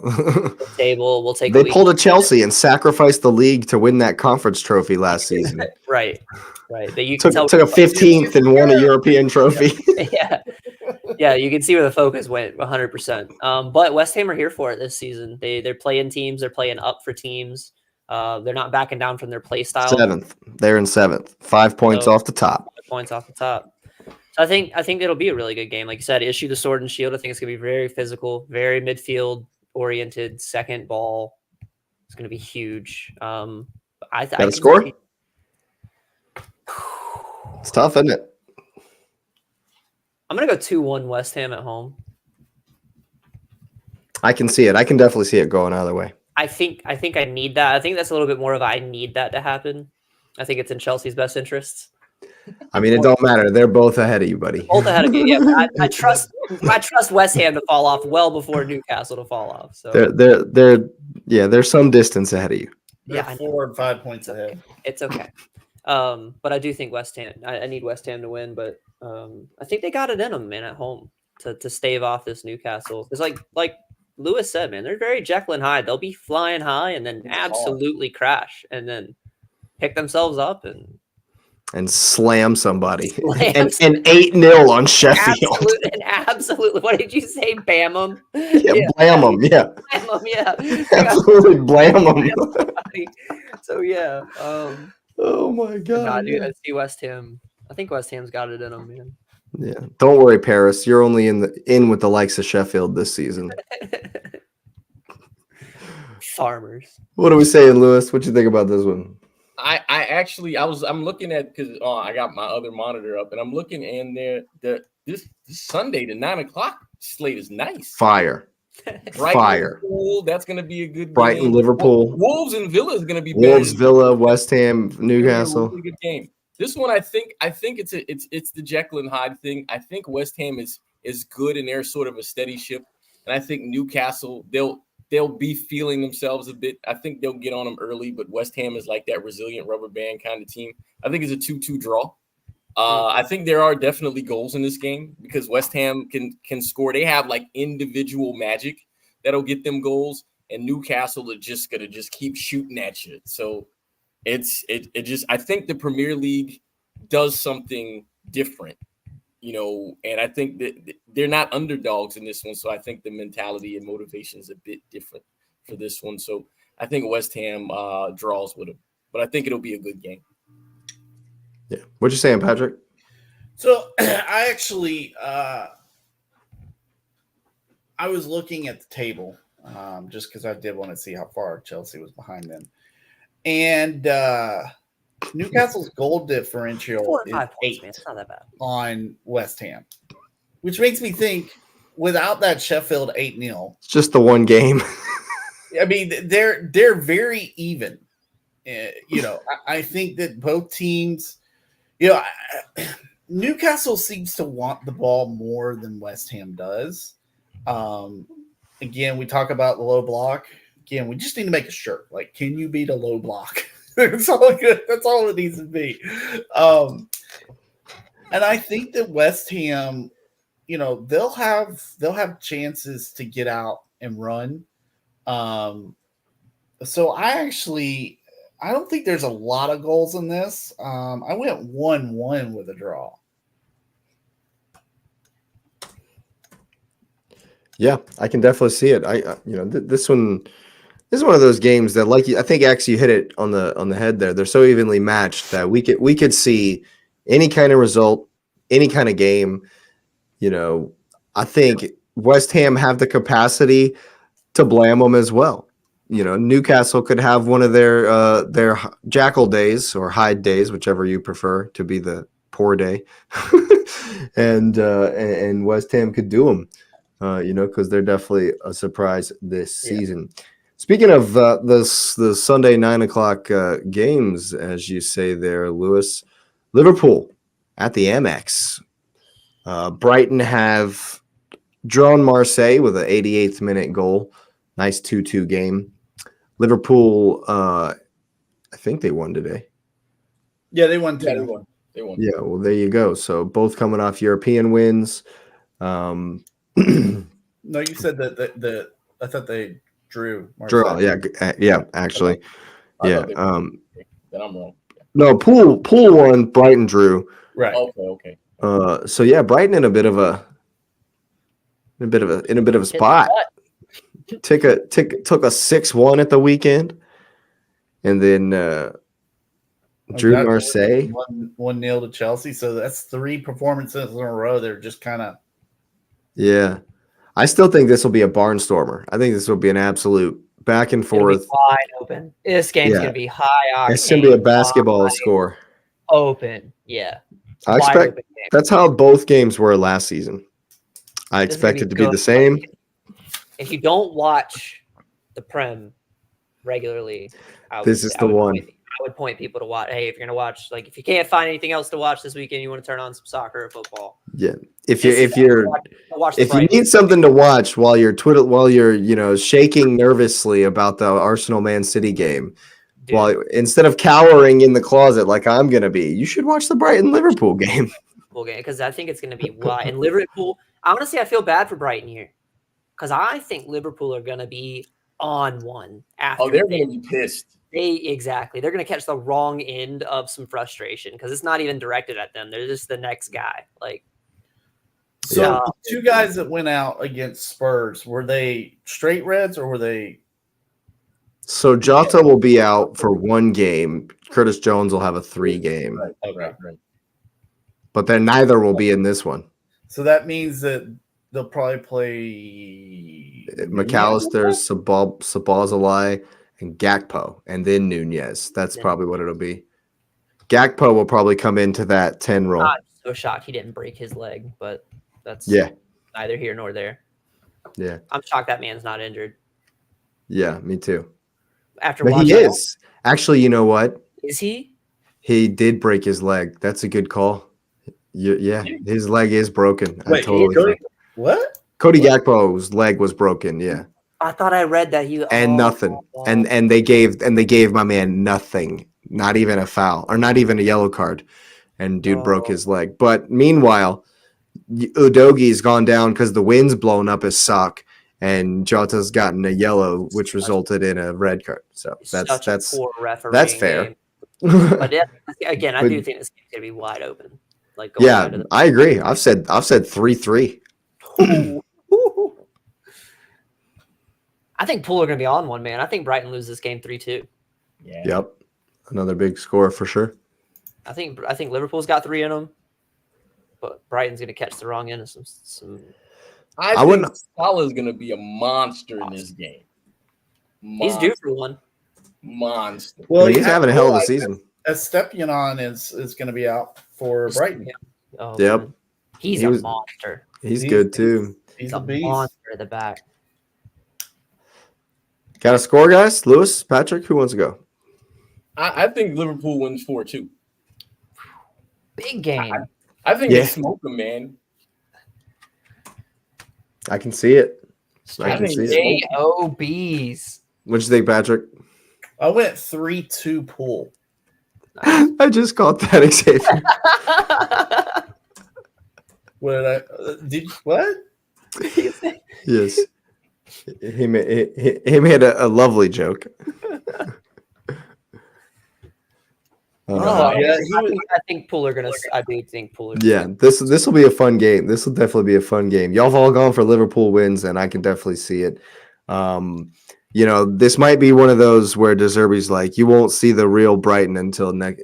You'll see the real Brighton on Sunday, and then they go and blam up a certain somebody who was trying to win a title. Sure. But yeah, should be a fun one. Absolutely. Speaking of getting blammed up, Brentford visit Old Trafford. Too soon? It's the one that costs my man his job. Like, when's it happening, man? I thought it would be this one. I thought it'd been this one. Like, okay, and I actually went back and I watched the Galatasaray game as well. First win for them on English soil. They should apologize. First win on the road in like 8 years. Every single Manchester United player should go to Rasmus Højlund and apologize. Yes. Because man had himself a game. 2 goals, another goal disallowed. Great build-up play, winning headers, linking up play, giving goes, getting the ball. Dude had himself a game. I was very impressed, and there was nothing else good to say. Nope. Nothing else. Casemiro, come on, bro. Like, I actually kind of feel bad for Casemiro. Once again, their formation leaves him out to dry. Just throwing that out there. That's how it's been. That's how it was as soon as Mount came in. That's how it was when Mount was out, and now he's back in there, and he gets hung out to dry. Because my man Mount is a little bit like me. He's not coming back to help you. He's not coming to help you. And your other man is Bruno Fernandes, is the other midfielder. He's definitely not coming to help you. Yeah. So when Onana, bro, this guy. I'm so glad we did not get him. No. This guy's a plant. He's terrible. He's a plant. He's an absolute. Inter Milan have done one. I mean, the dude gotcha. stood on his head for Inter last year, and now he looks like he doesn't even know how to stop a Got shot. him. Got him. They got you, dude. They got. He's And so that's why I'm saying. I feel bad for Casemiro. Now, if you look at it, think about this. I heard somebody say that they were criticizing Casemiro for making the decision. Because you could see it was he just made that split decision. Yeah, I'm about to get sent off. It was a Luis Suarez in the World Cup decision. I'm going to give the penalty. Yep, I'm getting sent off. Is what it is. Maybe they'll miss. Guess what? They missed. Guess what? They actually missed. So if you really look at it objectively, Casemiro succeeded in his play, in what he wanted to do. Yep. Now, yes, you turn around and you cuss Onana out and you get in his face and say, you, sir, have just given up a red card and a goal. That's your fault. All of that is your fault. So they didn't score, but you know what I'm saying? So I don't fault him for it. It wasn't malicious. You could see that the challenge was calculated. Yep. Now, if you want to argue back and forth about whether there's time left and 11v11 would be better trying to pull a goal back than gambling that he's going to miss the penalty. If you want to have that argument, sure, whatever. But United were terrible. Just, it's not great. I thought Varane coming back in would shore it up a bit. Yeah. No. It's not. My man Willie Zaha rolling on the top of the world right now, though. Yo, you know. He lived for that moment. Dude, that goal. That goal is embarrassing. That is an embarrassing goal to give up. Yeah. How many former United players are going to come to Old Trafford and score a goal this season? Danny Welbeck for Brighton? Oh yeah, easily. Now Wilf Zaha has gotten one. Oh no! Oh, it's not good. No, he loved it. Oh yeah, he loved it. But the defending from Dalot on that goal was despicable. Like you can't let that ball bounce, and then you're going to get out muscled. Yep. So as soon as that ball bounced, I was like, "Oh, he's in trouble. He's in trouble." Yeah, and turned out I was right. But Brentford are also not really in a great way right now, coming to town. So it'll be interesting to see if they can smell that blood in the water. But because Brentford are struggling, I've gone for a 1-1. It's still Old Trafford. Yeah. And Man United, as much as I would love to just lose, pick a loss every single time out, it's just they still have flashes of quality, and Højlund might be able to, keep them from losing. So I've gone for 1-1. I'll go 1-0. Yeah. I think United to Brentford. I wish. I do hope that happens. But on the predictions, I'll go 1-0 for United. I'm rooting for Brentford in this game, though. I'll never. If you've watched any, we're always rooting for you against United. Yeah, I will never root for anything for United. But I honestly want to see. It's so bad. I'm the opposite of Lewis here. I want to see Ten Hag fight. I want to see United. You want Ten Hag to stay there so they continue to be in the mud. Because dynasties end. Yeah. Okay. Yep. Yours is over, bud. Yeah, for sure. I'm gonna sound crazy when I make my pick. Yeah, I think United's got this one though. At least one. Like you said, there's just enough individual talent on the squad to pull something against Brentford. Yeah. You're going crazy, Lewis? I think United win 2-0. Comfy. Nana gonna come up and get one? He might score an own goal for them or something, right? Just whatever, right? No, all jokes aside, I think they've had several hey, you gotta wake up calls, because I'm gonna put it like this. I think they win 2-0 because they're at home and they just had the embarrassment.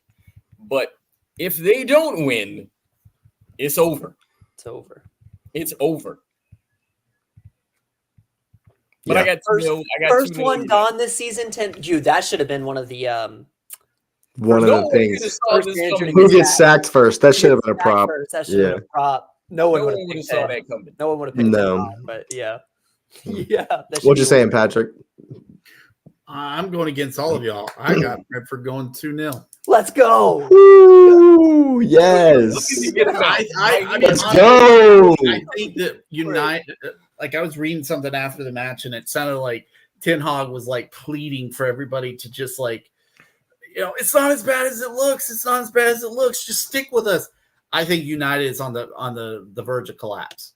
And if it wasn't for Højlund, they probably would have collapsed on Wednesday Tuesday worse than they did. Can you imagine a 3-0 blammed by Galatasaray? Say it with me. Galatasaray. Galatasaray. I don't know what you just said. Galatasaray. Yeah, I'm not sure what that was. But yeah, we can only hope that Brentford can turn around there a little bit of a skid, and they're on a serious skid. They have been for most of the season though. They've had 2 draws, 2 L's in the last 5 games. We beat them at home in the League Cup. Do what? We beat them at home in the League Cup, in which they pretty much played most of their starters.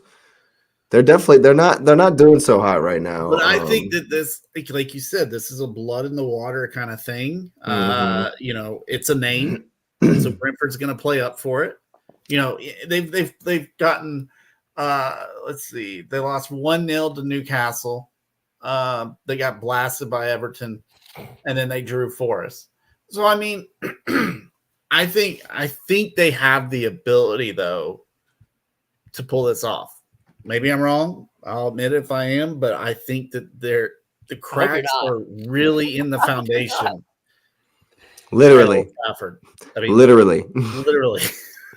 No, a lot of the content that I've been watching recently is a lot of the match going United fans are talking about the stadium's leak, the bathrooms are leaking, and there's the stadium is falling down around them.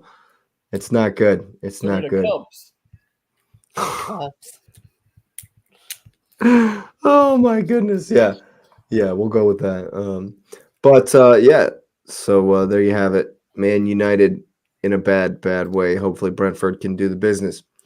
But one other game that's on Sunday morning in that same window that's going to be pretty good. Oh, wow. Let me edit that right quick. That's not how that's supposed to be. Wolves Villa. Wolves Villa. A Yeah. little excited about this one, huh? Yeah. Yeah. Oh, Great game. I'm really hyping the Wolves Villa game. It's gonna be a great 0-0 game. Going for Best 0-0 game of the weekend. Oh my goodness, yeah. I think we're only saying that because Wolves have just beaten City. And Villa's potential to absolutely destroy teams, is scary. So is this gonna be a good game? Like a close game? I think it's a 1-1 Honestly, game. I just think it's Really? I think it's just two teams that are like they're in the ascendancy in like a weird kind of way where they're mid-table ascendancy where they're not mediocre anymore. And I think Villa's better than them, but I think Wolves will be riding. Hey, we just beat City, and they're at home. They'll bring it. and those fans are going to be there for them. Yeah, for sure. 1-1. Absolutely. See, I was gonna go 0-0. Like I was serious. No way. I was There's gonna go no chance there's no goals in this game. I'll do it. I'll go 0-0. Not a chance. I'll go 0-0. There's no chance. I've gone 2-1 Villa. Yeah, I think Villa are going to be too much for them. But yeah, they'll be Wolves will be hitting on the break. They just don't score enough for me, man. They had to elbow a guy in the face to get free for the game winner against City. I love how, Lewis, you haven't said a word about that. About the fact that the guy that beat y'all should not have been on the field. Once again, everybody, Lewis, the most humble City fan, the most humble trouble winner you'll ever meet. Well, what would it do? I mean, Patrick actually put it out there, even though I don't think City suffered from this. It's better to lose one now and get the whole streak out of the way. So then we can be like, all right, see, people think they can beat us. So now everybody's going to give us a game because City only really likes playing teams who want to play against them. That's fair. That's how you get them caught. What you saying about Wolves Villa, Patrick? I think Villa smashes them. I'll tell you why. So other than the Liverpool match, which was at Anfield, Villa has won four of their last 5. They won 3-1 at Burnley, 3-1 at home against Crystal Palace, 1-0 against Chelsea. We won't talk about that. And then 6-1 against Brighton. I think the Villa goes 3-0 on this one. That's 13 goals in 4 games. They are scoring goals. Yeah, actually, Patrick, I might change mine. That's why I was so incredulous. Like, what are you saying? 0-0. Yeah. That's a lot of goals in 4 games. Ollie Watkins is on one right now. So I'll go 0-2. Not to mention they beat Newcastle opening day 6-1. Yeah. Oh, wow. Yeah, they've scored 18 goals this year. You're going 2-0 now? X is like, I might be going 4-0 now. 4-0 now, yeah. No, like that. Scored behind Brighton. Mm-hmm. So, Xavier, what are you changing it? You gonna switch it up? Yeah, but I'm not. I won't. I don't want to steal Patrick's or copy it. What so 5-0. I went 3-0. Patrick's at 3. I'll take the over on it. I want to go 4-0. From 0-0 to 4-0. Dude, I didn't know they had that many goals in 4 games. Oh God, Ollie Watkins hit 3 himself last game. Yeah. Last time out, man. I forgot they smashed Brighton 6-1. Oh yeah, absolutely. Well, moving on to a game that very well could end up 0-0. Crystal Palace are hosting Nottingham Forest. Palace got but Eberechi Eze out for like 6 weeks. I think we just surmised. Yeah, he's out 6 weeks. So this one, I have 1-0 Palace, home advantage. It's kind of where I went with it. Plus Forest's away form's really bad. But yeah, I could see a 0-0. I could see a 1-1. My man Awani. Wani. What was saying? Anybody? Any takers? I'll go. I got 2-1 Forest. I think that Really? I think they're just a little bit better up front. I do worry about Palace creating. I really do. So I went 2-1 Forest. I think Palace gets one like on a corner kick or something like that. So Fair enough. I'll go Lewis, one- yeah, X, what do you say? I'll go 1-0 Palace. 1-0 Palace? Copycat. Yeah. I think Palace is better at home, so I'm gonna go with a 3-1 Palace at home. Big game for Palace. Wow. Some goals. Hey, I'm all for it. Forest deserve Like- one. The thing is that it's funny. So I picked my games before, but then I then followed the juju of the episode, and I'm like, yeah, I'm gonna throw those picks away and just go with what I feel. Go with what you feel. My man. All heart picks. All heart picks from All of Lewis. them. All of Yeah. them. Oh my goodness. Well, speaking of heart picks, you're gonna have to pick with your heart in the Everton Bournemouth game because This that- will be the 0-0. This I- will be the 6-pointer. I've gone for a 0-0 this week in one of the games, but it wasn't this one.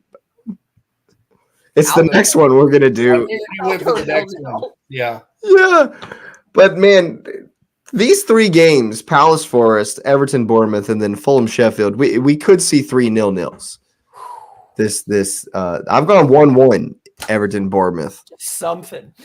Just yeah. I figured there might be a couple goals in it.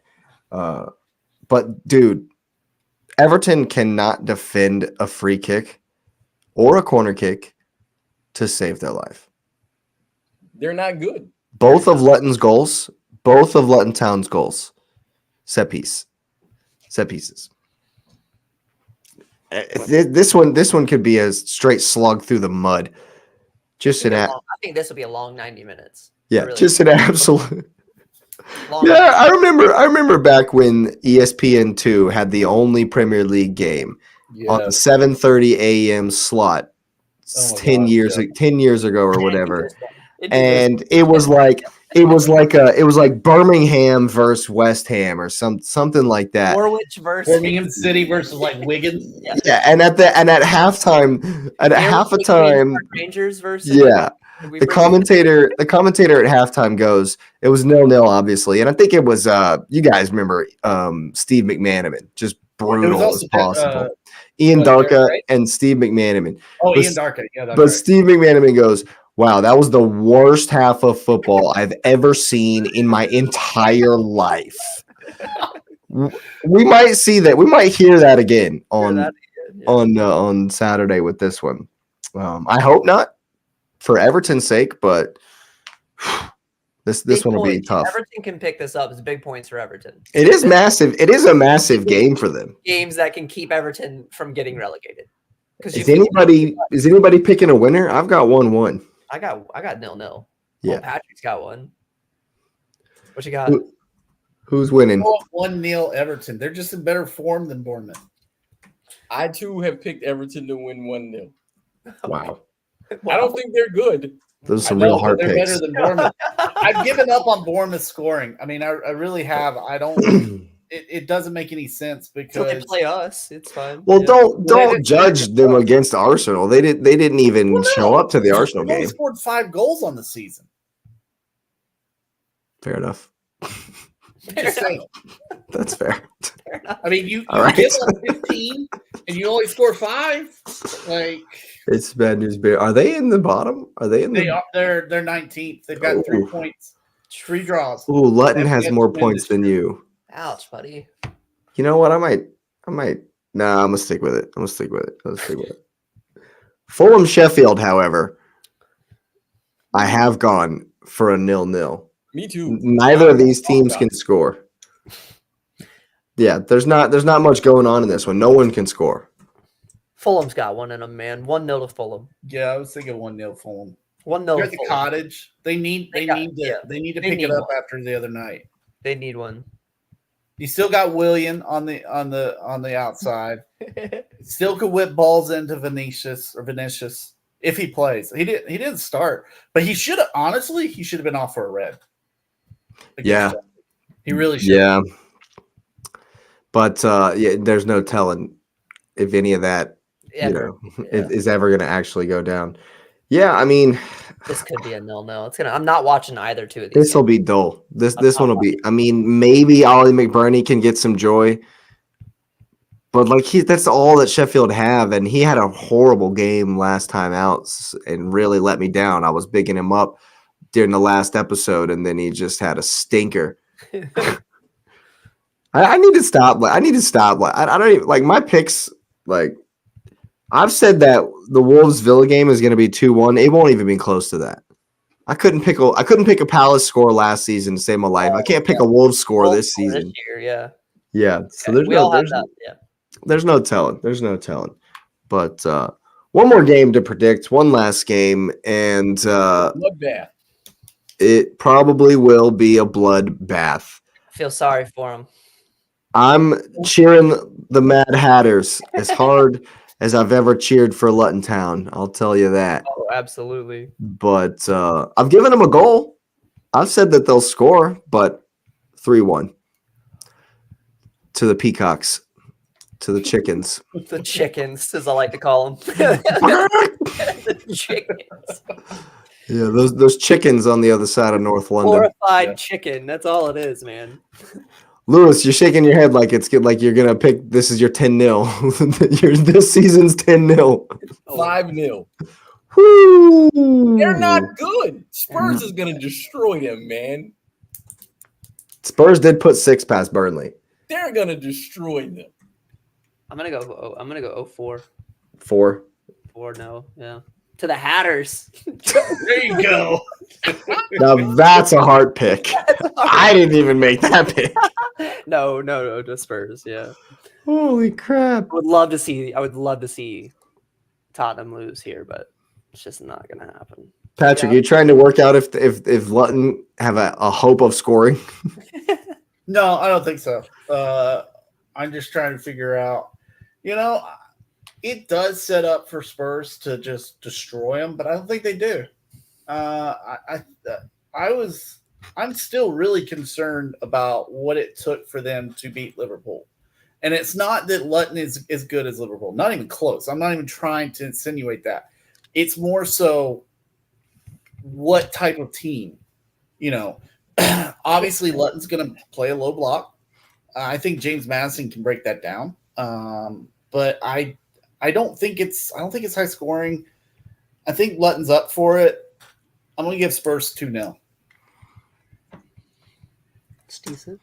A respectable scoreline. Absolutely. Decent, yeah. Yeah, well, we can only hope that we're all wrong on that one. Oh, yeah, it'd be nice. Yeah, but there you go. All the predictions are in. Looking forward to a really exciting weekend in the league. I'm scared. Well, let's be honest. Depending on what happens in Man City, Arsenal, Spurs might be top of the league going into the international break. You watch your mouth. And on that note, I am. You watch your mouth. You do not put that in the universe. Yeah, what are you doing? How could you even put that out there? All I'm doing. You know what? I'm going to get this off. I'm getting that off the screen. Top of the league. You are. Why would you say? Why would you even suggest that? That's disgusting. Oh God! Now, I mean, are Arsenal going to take a dive just to make sure Spurs don't get on top of the league? Can see it. That's how much you hate them. Oh no! Because if we smash, we'll be top of the league, but we'd have to win by a lot. Because y'all are tied on goal differential. We are tied on goal difference, so we just got to do better than they do. Yeah. You'll have the same amount of results, We'll never hear the end of it. That's gonna be like winning. That's gonna be them winning the league. Yo, you remember back in 2023 when we were top of the league? We were top for about 4 hours. Oh my Wait. God. You know the last time that Spurs were top of the league? No. Leicester City won. Just putting that out there. That was the last time they were top of the league when Leicester City won the league. That's what I'm saying. So what you're saying is if Spurs go top of the league, Brentford are going to take the title. No, here goes Brighton Hove Albion. Yeah, Brighton. Yeah. Hey, you know what? You just inspired me to put a bet in because I'm sure the odds are just the same that Leicester were, and I'm gonna do it now. No. Way worse than Brighton. Yeah, Brighton's not 5,000. Leicester are the statistical longest odds of all time. 5,000 to 1 of any sporting ever. Yeah. So No, now I gotta look. but don't remind me of that season because Arsenal should have won the title that season. We beat Leicester home and away, and every other team was terrible except for Spurs. Come on, guys. How did Oh, don't worry. If we wouldn't have been bad that season, that would have completed our 3 in a row. So I'm not. Yeah, ridiculous. Yeah. I want to talk about that season. Jamie it was Vardy. enjoyable that Eden Hazard pretty much put a nail in Spurs' coffin. That was fun. Yo, have y'all seen what Jamie Vardy's doing to the championship? Just wrecking shop. He's running over him, and twice now he's scored a penalty. At Coventry or whatever.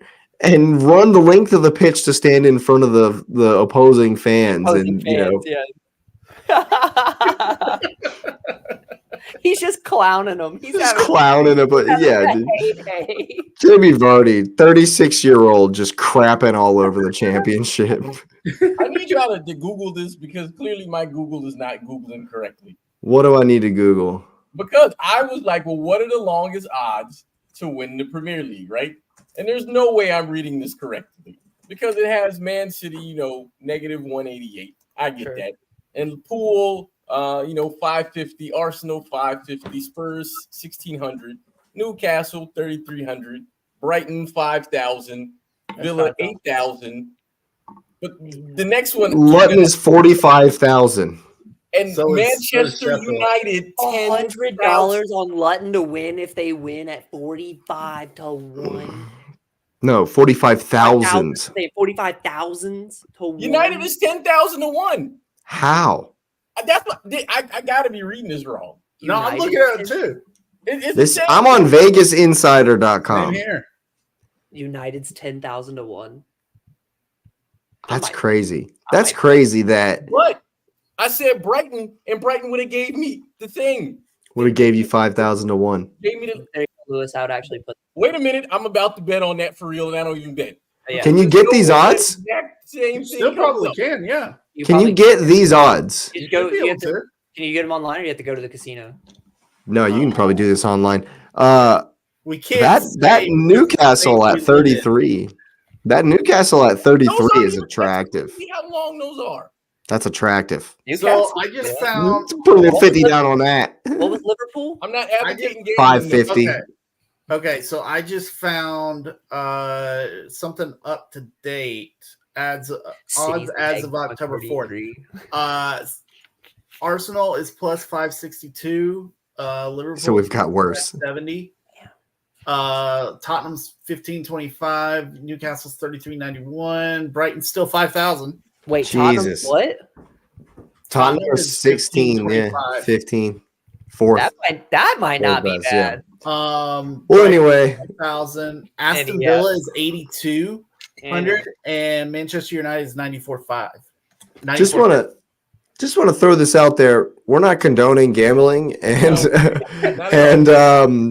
this is just for fun. You can't do it in the United States. If you, be sure to call the hotline if you have an issue, if you have a problem. We would never gamble on sports ever. I've never gambled on it. This is the honest truth. I've never have. So well, I'm a degenerate. So I learned from Ivan Toney, so it's fine. Oh man, yeah. Well, anyway, this has been a good one tonight. I'm looking forward to the weekend. It should be a lot of fun. Definitely scared, but excited. Lots of good games. Hopefully, Arsenal can do the business, get the home win, and kick on. I'll definitely be up for it. And if you're up for it, if you like the video, go ahead and like the video. If you're new here, subscribe to the channel. Thanks for being here. We're on our way to 100 subscribers, about 5 away. So go ahead and hit the button there. And yeah, thanks for being here. Hope you have a great evening, and you will see us next time.